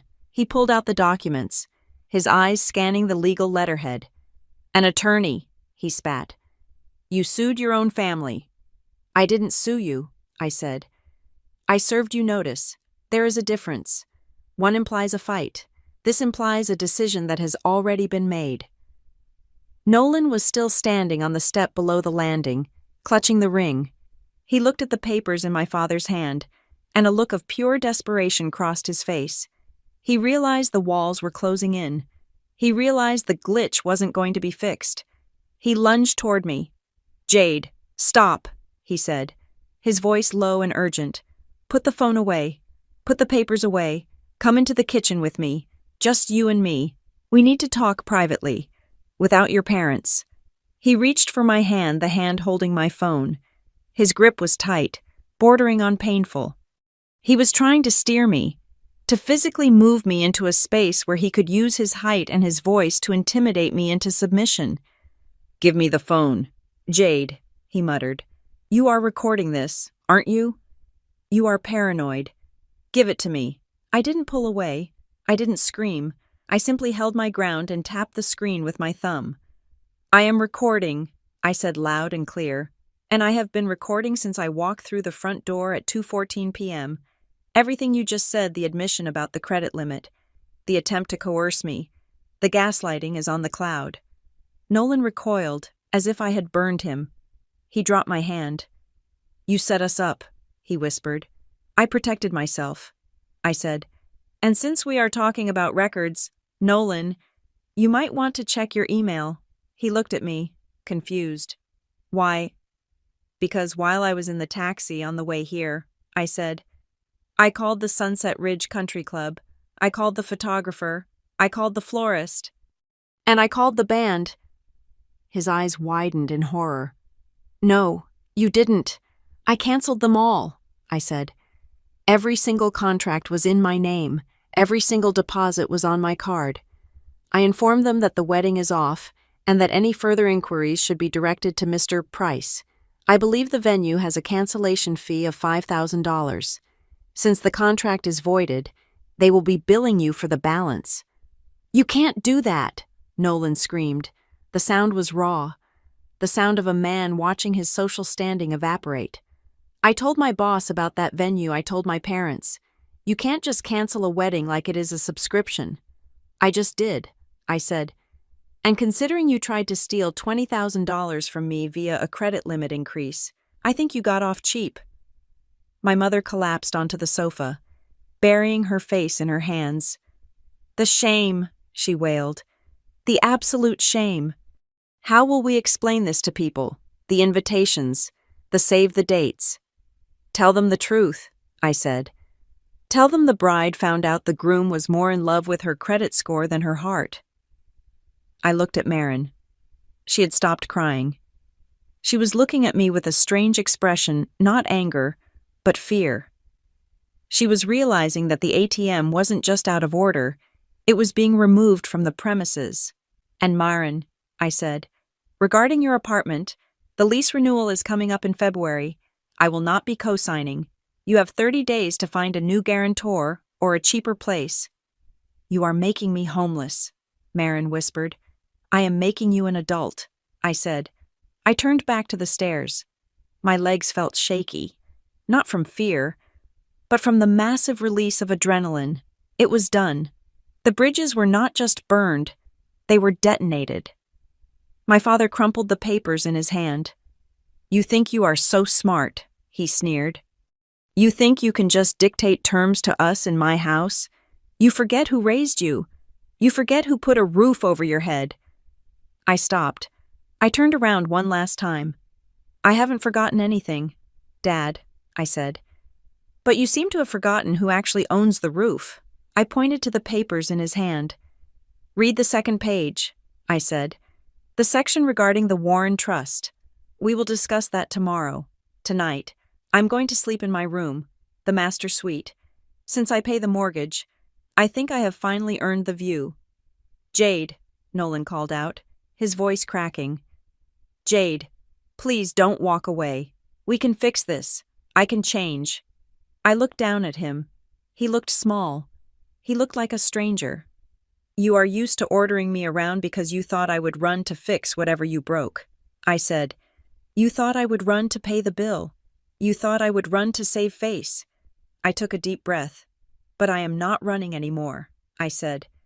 Today, I am standing still. I turned and walked up the remaining stairs. I didn't look back. I walked down the hallway to the master bedroom, the room my parents had occupied for 20 years. I opened the door.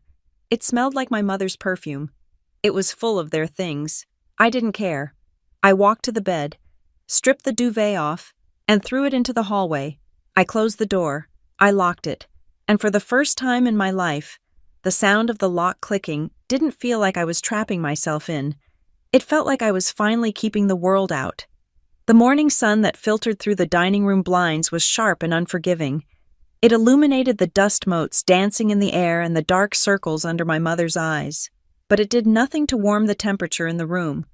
We were seated at the long mahogany dining table, a piece of furniture my grandfather, Arthur, had bought 50 years ago. My father sat at the head, a position he had assumed by default for decades. My mother was to his right, Marin to his left, Nolan was absent. Having fled to a hotel late last night after I evicted him from my floor, I sat at the opposite end of the table. Between us lay a vast expanse of polished wood, a demilitarized zone that was about to become a battlefield. My father made the first move. He didn't look tired. He looked emboldened. He had clearly spent the night making phone calls, probably to one of his golf buddies who practiced personal injury law in a strip mall. I have spoken to counsel, my father announced, his voice booming with a regained sense of authority. He placed his palms flat on the table, leaning forward. And let me tell you, Jade, you have overplayed your hand. You cannot kick us out. You cannot change the locks on the master bedroom, and you certainly cannot dictate financial terms to us. I didn't blink. I took a sip of my black coffee. Is that so? It is, he sneered. This is the marital home. Your mother and I have lived here for 22 years. We have established rights, squatters' rights, if you want to get technical, but more importantly, family rights. You might pay the mortgage, but that is considered a gift under the law unless there is a written contract stating otherwise. You can't just decide one day that you are the landlord. He sat back, crossing his arms, looking smug. So, here is what is going to happen. You are going to unlock the master suite. You are going to apologize to Nolan and invite him back, and we are going to forget this insanity happened. If you don't, I will sue you for constructive eviction and emotional distress. I will drag you through court until you are bankrupt. Do not think I won't do it just because you are my daughter. You clearly don't respect me as a father, so I won't treat you as a daughter. I will treat you as a defendant. Marin nodded vigorously. Yeah, Jade. You can't just steal the house. I looked at them. I looked at the arrogance that masked their terror. They truly believed that their tenure in this house was a divine right, solidified by time and my own passivity. I reached down to the floor beside my chair. I picked up a heavy navy blue expandable folder. It wasn't a sleek modern binder. It was old, the edges slightly frayed, the label typewritten on a manual machine. I slid it across the mahogany table. It spun slowly, coming to a rest right in front of my father. Open it, I said. My father looked at the folder with disdain. What is this? More spreadsheets, more bills. It is the deed, I said, and the trust instrument that governs it. He scoffed and flipped the cover open. I know what the deed says. Jade. It says Warren. That is me. Keep reading, I said softly. Read the line under the grantee. My father squinted at the yellowed paper. I saw his eyes scan the lines. I saw the moment his brow furrowed. I saw the moment the blood drained from his face. "The Warren Family Irrevocable Trust," he read, his voice losing its boom. "Arthur James Warren, grantor. Jade Elizabeth Warren, sole trustee." He looked up, confusion warring with anger. "What is this Dad left the house to me? He told me." He said, "Robert, the house is yours to raise the girls in." "He left the house for you to use," I corrected him. "He never left it to you to own. Grandfather knew you. Dad, he knew you had a gambling problem in the 90s. He knew about the failed restaurant venture in 2008. He knew that if he put your name on the title, you would leverage this house against a loan within 6 months, and we would have lost it years ago." I leaned forward, clasping my hands. "So he created a bypass trust," I explained, using the tone I used when explaining regulatory failures to CEOs. "He skipped a generation. The ownership of this property transferred directly from his estate into the trust, and he named me the only person in this family with a credit score over 700 as the trustee. But I am the beneficiary," my father sputtered, flipping through the pages frantically. "It says right here, beneficiaries Robert and Diane Warren. Read the clause defining the beneficiary rights," I said. "Page 12, paragraph 4. My father ripped the page over. "The beneficiaries shall enjoy a right of habitation," he read, his voice trembling. "Subject to the terms set forth by the trustee." "Subject to the terms," I repeated. "That means your right to live here is not a property right. It is a license. It is a permission slip. And as the trustee, I am the teacher who signs the slip." "This is a trick," my mother whispered. "Your grandfather wouldn't do this. He loved us." "He loved you enough to make sure you had a roof over your heads," I said. "But he didn't trust you enough to give you the keys to the kingdom. He gave them to me." I reached into my own portfolio and pulled out 3 fresh, crisp documents. I slid one to my father, one to my mother, and one to Marin. "What is this?" Marin asked, picking up the paper as if it were contaminated. "That," I said, "is a residential lease agreement." My father stared at the document. "A lease. You want to charge us rent." "In my own house." "It is not your house," I said, my voice hardening. "We have just established that it is the trust's house, and as the trustee, I have a fiduciary duty to ensure the trust's assets are generating value and are protected from liability. For the last 3 years, I have allowed you to live here rent-free, effectively subsidizing your lifestyle to the tune of $4,000 a month, not including utilities, insurance, and taxes. That ends today." I pointed to the figure on the first page. "The new rent is set at market rate for a 4-bedroom home in this zip code," I stated. $4,200 a month, plus a flat fee of $500 for utilities. Marin, since you occupy the second largest suite and use the garage for your studio, your portion is $1,500. Mom and Dad, your portion is $3,200. "I don't have $1,500 a month," Marin shrieked, dropping the paper. "I am building a brand. My income is fluctuating. You can't do this." "Then you need a job," I said. "Not a brand, not a vacation. You need a W-2 form. Marin, Starbucks is hiring. So is the Amazon warehouse. If you want to live in a luxury home, you pay luxury prices. If you can't afford it, there are very affordable apartments in the next town over." "Jade, please," my mother said, tears welling up again. She reached across the table, trying to grab my hand, but I pulled it back. "We are your parents. We changed your diapers. We sent you to college. You can't treat us like tenants. Can't we just go back to how it was? We will be nicer. We will include you. We promise." "This isn't about being nice, Mom," I said, "and it isn't about the past. It is about the fact that yesterday, your future son-in-law tried to defraud me, and you defended him. You proved that you view my financial health as a communal pot for you to raid." I looked at my father, who was turning a shade of purple I had never seen before. "You mentioned suing me," I said to him. "You mentioned family rights. Let me direct your attention to page 30 of the trust document, The liquidation clause. My father froze. He evidently hadn't gotten that far. Grandpa Arthur was very specific, I said. He included a bad actor provision.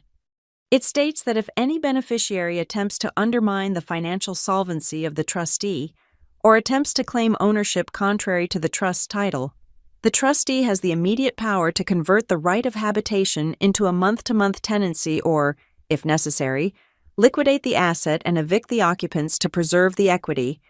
I paused to let the legal weight of those words crush the air out of the room. By threatening to sue me for ownership, I said quietly, you just triggered the bad actor clause. Dad, you tried to claim title. That gives me the legal right to kick you out this afternoon.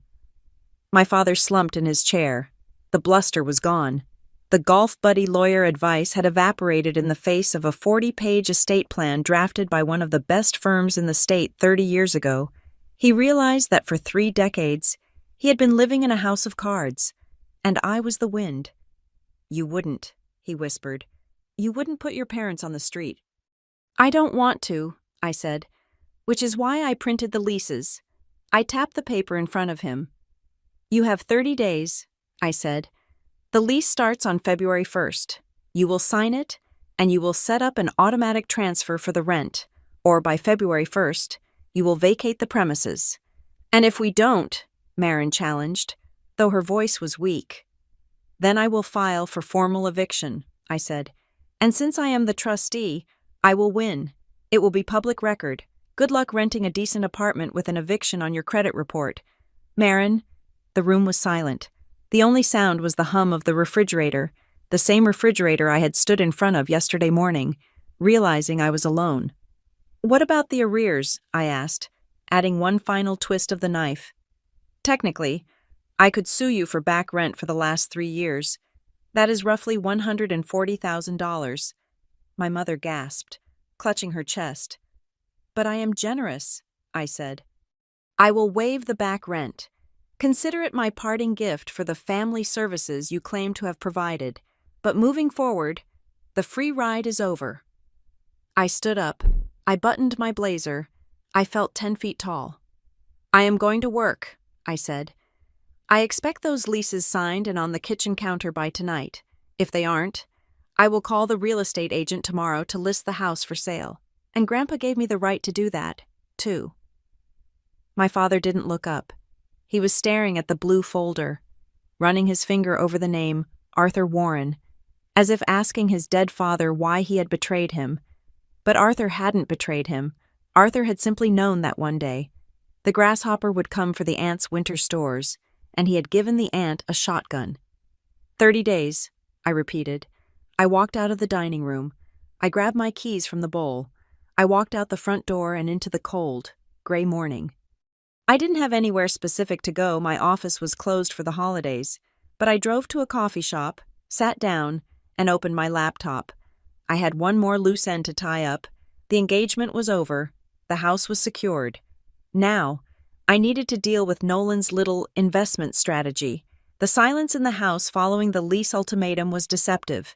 It was not the quiet of surrender. It was the quiet of an insurgency regrouping in the shadows. For the next 48 hours, I became the subject of a carefully orchestrated smear campaign. It started subtly. I would walk into the kitchen and conversation would stop abruptly. My mother would be on the phone, whispering frantically, only to hang up the moment I poured my coffee. But the digital world was less discreet. My cousin Tyler, the one who had laughed in the group chat, posted a long, vague status update on Facebook about how mental health issues are real and how pride can destroy families. Tagging my mother and Marin. My Aunt Carol left me a voicemail, her voice dripping with that poisonous concern that is unique to Southern women. Jade, honey, she said, your mother tells me you are having a breakdown. I know the holidays are stressful, and work has been hard, but threatening your own parents. We are all praying for you to find your center again. They were painting a narrative, in their version of the story. I wasn't the victim of financial abuse. I was the overworked, hysterical spinster who had snapped under pressure and was now lashing out at the people who loved her. They were building a defense for when I eventually kicked them out. They wanted to be able to say, "Poor Jade. She lost her mind and threw us on the street." But I didn't care about their narrative. I cared about the data. I sat in my home office, the door locked, and monitored the incoming fire. An email arrived from Nolan at 10:30 in the morning. The subject line was simply, "Us." I opened it. It was a masterpiece of manipulation. "Jade," it read, "I know you are hurting. I know I messed up by joking about the card. It was insensitive, and I own that. But looking back at the last few days, I think we both know this isn't about money. It is about trust. You feel unsafe. I want to prove to you that I can be the partner you need. I want to fix this. But I can't fix it if you keep me locked out. Please, unlock the cards. Not so I can spend, but so I can see the statements. I want to go through them with you line by line. I want to show you that I am responsible. If you reopen the account, I promise I will deposit my next paycheck directly into it to help cover the cancellation fees. Let me step up. Let me be the man you fell in love with." I read it twice. To an outsider, it might have sounded sincere. Let me step up. But I was a risk analyst. I looked for the conditionality. If you reopen the account. He didn't offer to deposit his paycheck into my personal account to pay me back. He wanted the credit line reopened. He wanted to prove himself by regaining access to the very tool he had abused. He was trying to negotiate a hostage release, and the hostage was his lifestyle. I didn't reply. I simply dragged the email into the folder labeled Evidence. Then, the red light flashed on my banking dashboard again. Alert address. Change request. Initiated via phone support. My heart skipped a beat. I had locked everything down. I had set a verbal passphrase. How were they getting through? I called the bank immediately. "This is the fraud department," the agent said. "We just blocked an attempt to change your billing address to a post office box in Jackson Hole, Wyoming." "I am in my house," I said, my voice shaking with rage. "I did not authorize that. Who called?" "It was a female caller," the agent said. "She had your social security number and your mother's maiden name. She claimed to be you. She said she had lost her voice due to a cold, which is why she sounded different, but she failed the verbal passphrase you set up yesterday. She couldn't name the compliance software." A female caller. It wasn't my mother. My mother didn't know how to navigate a phone tree. It was Marin, or maybe Aunt Carol. It didn't matter who physically held the phone. It was a coordinated attack. They were trying to reroute my mail so they could intercept the new cards or the legal notices I was generating. "Flag it," I commanded, "and send me the recording of the call if possible. I need it for legal proceedings." I hung up and dialed Sloan Mercer. "They are impersonating me now," I told her. "Identity theft, attempted wire fraud." "That is a federal crime," Sloan said, her voice sharp. "We are done playing nice with the lease agreements. Jade, I am drafting a cease and desist order for Nolan Price and a separate one for Jane Doe regarding the impersonation. I will have a process server deliver them to the house within the hour. It will scare the hell out of them." "Do it," I said, "and add a clause that any further attempts to contact my financial institutions will result in an immediate filing of criminal charges." I hung up. I felt cold. But it was the cold of a weapon being forged. They thought they were poking a bear. They didn't realize they were dismantling a bomb. An hour later, there was a soft knock on my office door. "Jade." It was Marin. Her voice was small, childlike. I didn't unlock the door. "What do you want?" "Marin." "I brought you something," she said. "Can I come in?" "Just for a second, please. I don't want to fight anymore." I debated it. Then I stood up and unlocked the door. Marin stood there holding a small gift bag and a steaming mug of tea. She was wearing her oversized pajamas, looking vulnerable and young. She held out the bag. "I picked this up for you before everything happened," she said. "I was going to give it to you on the mountain.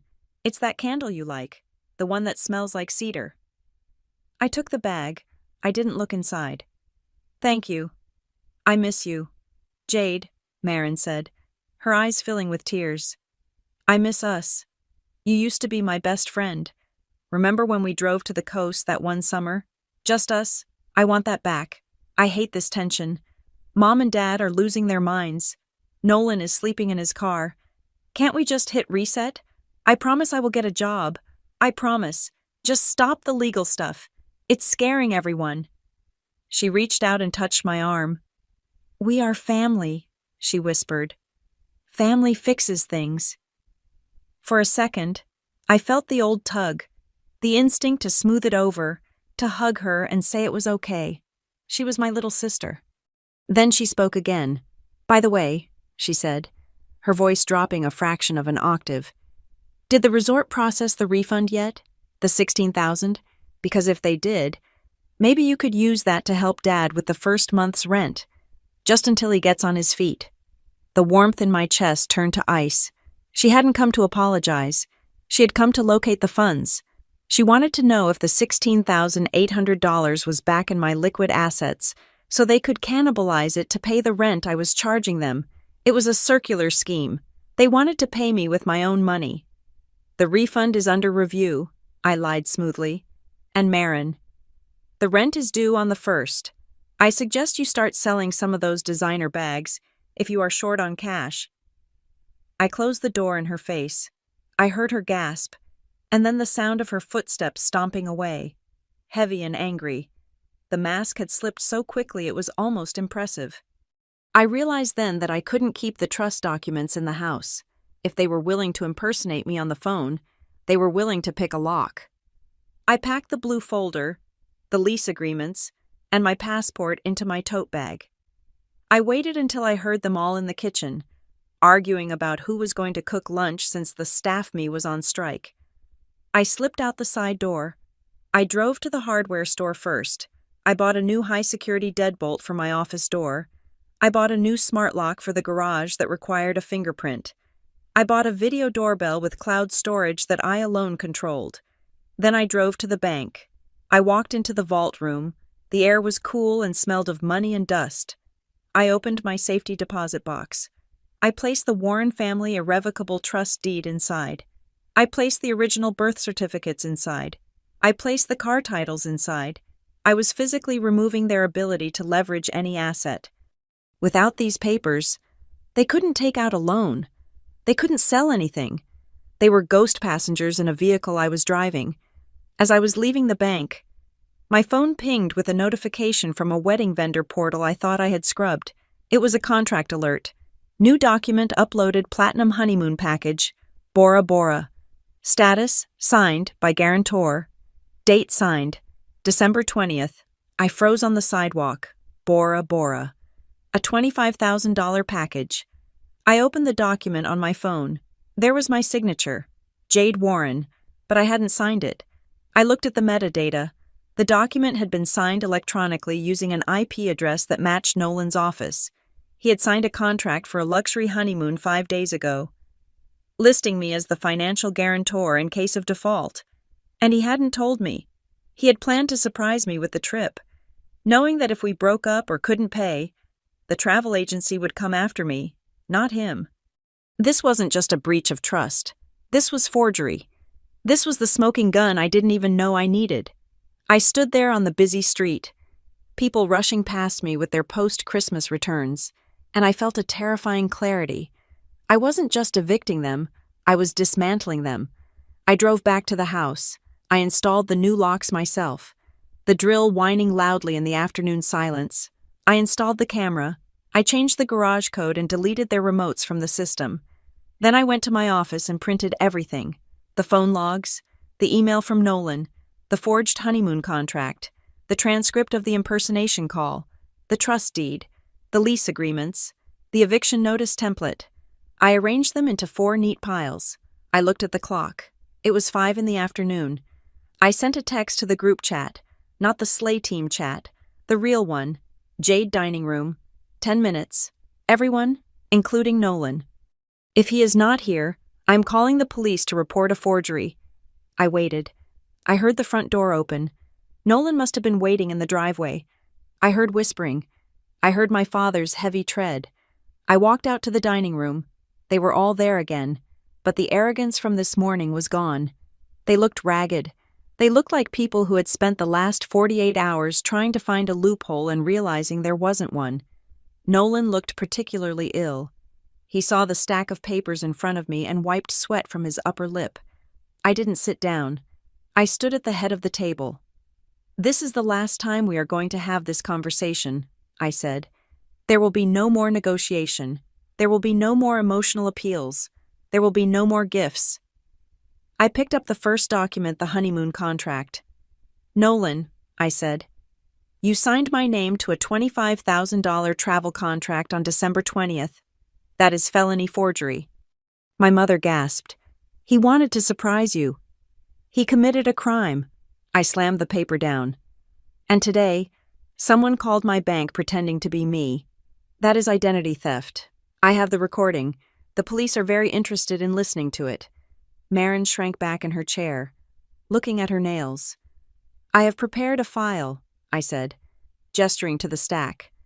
"It contains evidence of financial fraud, identity theft, and unauthorized access to protected accounts.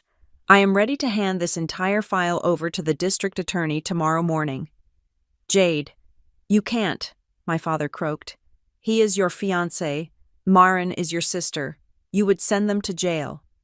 "I would protect the trust," I said coldly, "but I am giving you one final option, a plea deal, if you will."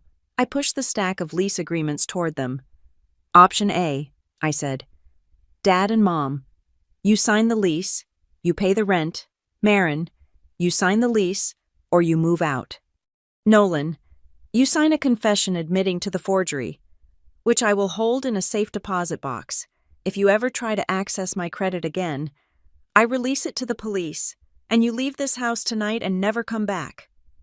I took a breath. "Option B," I continued. "Nobody signs anything. I call the police right now. I report the forgery. I report the wire fraud. I file for immediate emergency eviction based on criminal activity in the home. You will be removed by sheriff's deputies within 24 hours. The silence was absolute. The air in the room felt vacuum-sealed. I reached into my bag and pulled out a plain manila envelope. I placed it on top of the pile. "And this," I said, "is my choice." I looked at them. I looked at the people who had raised me to be a servant.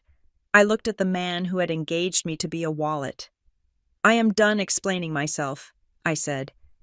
"You have until the sun goes down to sign. If the papers aren't signed by 5:30, I make the call." I turned and walked toward the kitchen to pour myself a glass of water. I didn't need to watch them read. I knew what they would do. They were cowards, and cowards always sign the deal to save their own skin. But as I reached for the glass, I realized my hand wasn't shaking. Not even a little. The daughter was gone. The trustee was in residence, and the house was finally under new management.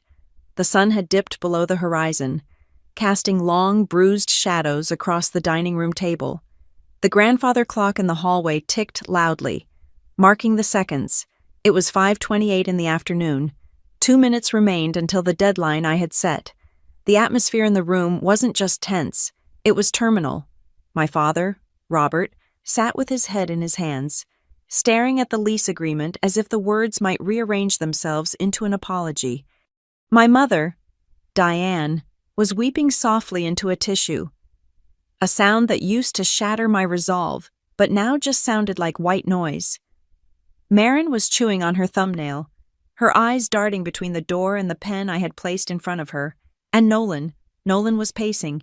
He stopped near the window, turning to face me with a look that was equal parts desperation and calculated charm.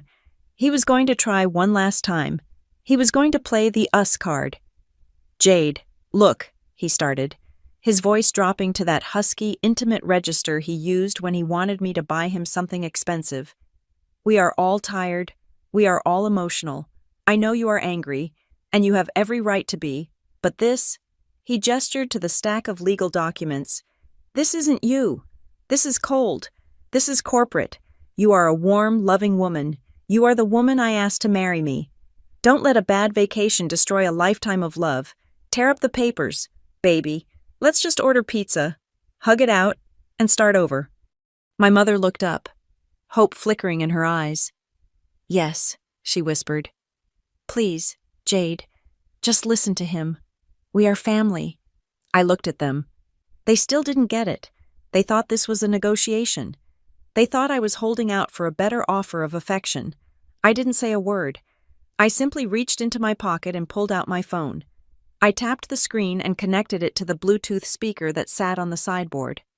You talk about love, Nolan, I said, my voice steady. But I think we should listen to what you sound like when you think I am not in the room. I pressed play. The audio was crisp.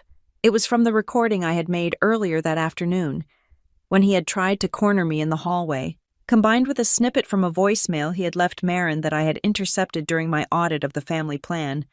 Nolan's voice filled the room. She is going to cave. She always caves. I just need to scare her a little. Once we get access to the credit line again, I am bumping the limit to $50,000. We need that cushion for the wedding. If she complains, I will just tell her it is for our future. She is so desperate to be a wife she will sign anything. The silence that followed was heavier than lead. Nolan's face turned a sickly shade of gray. He opened his mouth, but no sound came out. The charm was gone. The mask had been ripped off. Not by me, but by his own arrogance. I stopped the recording. She is so desperate to be a wife she will sign anything, I repeated, letting the words hang in the air. That is what you think of me. That is what you all think of me. I walked over to the table and picked up the 3 distinct piles of evidence I had prepared. I laid them out like tarot cards of their destruction. Exhibit A, I said, pointing to the blown-up screenshot of the Slay Team No Jade chat. The proof that my exclusion was premeditated and mocked. Exhibit B, I pointed to the bank logs showing the unauthorized user attempt and the wire fraud call. The proof that my assets were targeted the moment I stopped providing them voluntarily. Exhibit C, I pointed to the Warren Trust deed and the lease agreements. The reality of who owns the ground you are standing on. I looked at Nolan. You don't have a fiancé anymore. Nolan, you have a plaintiff. Jade, he whispered, stepping toward me. I didn't mean it like that. I was just venting. I love you. Stop, I said. It is over. And just so there is no confusion, I have already contacted the Wedding Vendor Association. I have formally canceled the venue, the caterer, the band, and the florist. I sent them copies of the contracts showing you as the guarantor for the cancellation fees since you forged my signature on the honeymoon package. You are looking at roughly $12,000 in debt that is entirely yours. I suggest you start driving for Uber. Nolan looked as if I had punched him in the gut. He realized there was no coming back. The cushion he wanted was gone. The lifestyle was gone. My father slammed his hand on the table, startling Marin. Enough, he shouted. We get it. You made your point. You humiliated the boy. But you cannot do this to us. Jade, we are your parents. We raised you. You talk about this, trust like it is a weapon. But your grandfather never intended for you to lord it over us. He wanted to protect the family. He did want to protect the family, I replied, my voice calm, almost gentle. He wanted to protect the family from you, Dad. My father recoiled. Grandpa Arthur told me something the day he signed the papers, I said. I was only 21. I didn't understand it then. He said, Jade, your father has a hole in his pocket where his pride should be. He will spend everything to look like a king. One day, you will have to be the one to tell him the kingdom is closed. I didn't want to believe him. I spent 13 years trying to prove him wrong. I spent $16,800 on a vacation trying to prove him wrong. I looked at my mother. But he was right. You didn't raise a daughter. You raised an insurance policy. And today, the policy expired. Marin burst into tears. Real, ugly tears this time. I can't pay rent, she wailed. I really can't. I have $0 in my savings account. If you kick me out, I have nowhere to go. I looked at my sister. For years, I had cushioned her from reality. I had paid her car notes. I had loaned her rent money I never asked back. I had crippled her by never letting her fall. Then you have a choice, I said. You sign the lease. You have 30 days to find a job and pay the first month's rent. If you can't pay, You move out, or you don't sign, and you leave tonight. Those are the options. Welcome to the real world. Marin, it is expensive. My father picked up the pen. His hand was shaking. He looked at the lease agreement, $4,200 a month. He knew he couldn't afford a house like this on the open market. He knew he was trapped. If we sign, my father said, his voice low and defeated. If we pay, then what? You are going to walk around here acting like the landlord. You are going to inspect our rooms. You are going to make our lives a living hell. No, I said. I won't be doing any of that. I reached into my bag and pulled out the final document. The one I hadn't shown them yet. The twist that would lock the knot forever. I realized that mixing family and business is messy, I said, and as long as I am the one collecting the check, you will try to manipulate me. You will be late. You will make excuses. You will ask for family discounts. I placed the document on top of the leases. So this afternoon, I said, I signed a contract with Ironclad Property Management. My father stared at me. What? I have transferred the day-to-day management of the Warren Trust assets to a third-party firm. I explained. Starting February 1st, you do not pay me. You pay them. You do not call me when the sink leaks. You call them. If you are late on rent, I won't know about it. Their automated system will simply issue an eviction notice after 5 days. I have removed myself from the equation entirely. The color drained from my mother's face. You hired strangers to manage us. I hired professionals to manage the property, I corrected. I am just the trustee. I am a silent partner. I will not be living here anymore. I am moving into a condo downtown closer to my office. You have the house. You have the lease. But you do not have access to me. This was the blow that finally broke them. They realized that their power lay in their ability to guilt-trip me. They relied on the fact that I was in the room, that I could be worn down by tears and shouting. By removing myself physically and inserting a faceless corporation between us, I had stripped them of their only weapon. You can't leave, my mother whispered. Who will help us organize things? Who will take care of us? You are adults, I said. You will figure it out. I looked at the clock. 5:30. Time is up, I said. My father picked up the pen. He signed the lease. He pushed it across the table without looking at me. My mother signed next, her hand trembling so bad the signature was barely legible. Marin signed last, sobbing the entire time. I took the papers. I checked the signatures. Valid.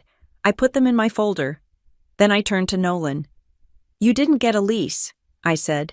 He looked up at me, his eyes red. Jade. Get out, I said. Now, if you are not off the property in 5 minutes, I am calling the police to report the forgery. That is the only deal you get. Nolan stood up. He looked around the room, waiting for someone to save him. My father looked at the floor. My mother looked at the wall. Marin was busy contemplating her own poverty. Nobody moved to help him. He looked at me one last time, hatred burning in his eyes. You are cold, Jade. You are going to end up alone. Better alone than bought, I said. He turned and walked out. I heard the front door slam. The sound echoed through the house, a final punctuation mark on a 3-year mistake. I picked up my tote bag. I had my folder. I had my freedom. The property manager will be in touch regarding the deposit and the key handover protocols. I said to my parents, I suggest you read the lease carefully. They are very strict about late fees. Where are you going? My mother asked, her voice sounding very small in the large room. I am going to finish my Christmas vacation, I said. I have a flight to book. I walked to the front door. I stepped out into the crisp evening air. The stars were out. The driveway was still crowded with cars, but the path forward was wide open. I didn't look back at the house. I didn't look back at the window where I knew they were watching. I walked to my car, got in, and started the engine. As I pulled away, leaving the Warren Family Trust asset behind me, I felt a sense of peace so profound it almost made me dizzy. I hadn't destroyed them. I hadn't ruined their lives. I had simply forced them to live the lives they could afford. I drove toward the city lights, the heater humming, the radio playing a soft jazz tune. I spoke out loud to the empty car, a smile finally touching my lips. "I didn't cancel your Christmas," I said. "I just canceled your access to me." Thank you so much for listening to Jade's story of reclaiming her worth. I would love to know where you are listening from. Are you tuning in from a cozy bedroom in London, a busy commute in New York, or maybe a quiet cafe in Sydney? Please let me know in the comments below. I love reading about where our community is growing. If you enjoyed this story, please subscribe to Maya Revenge Stories, hit that like button, and smash the hype button to help this story get heard by more people who might need the courage to set their own boundaries. See you in the next story.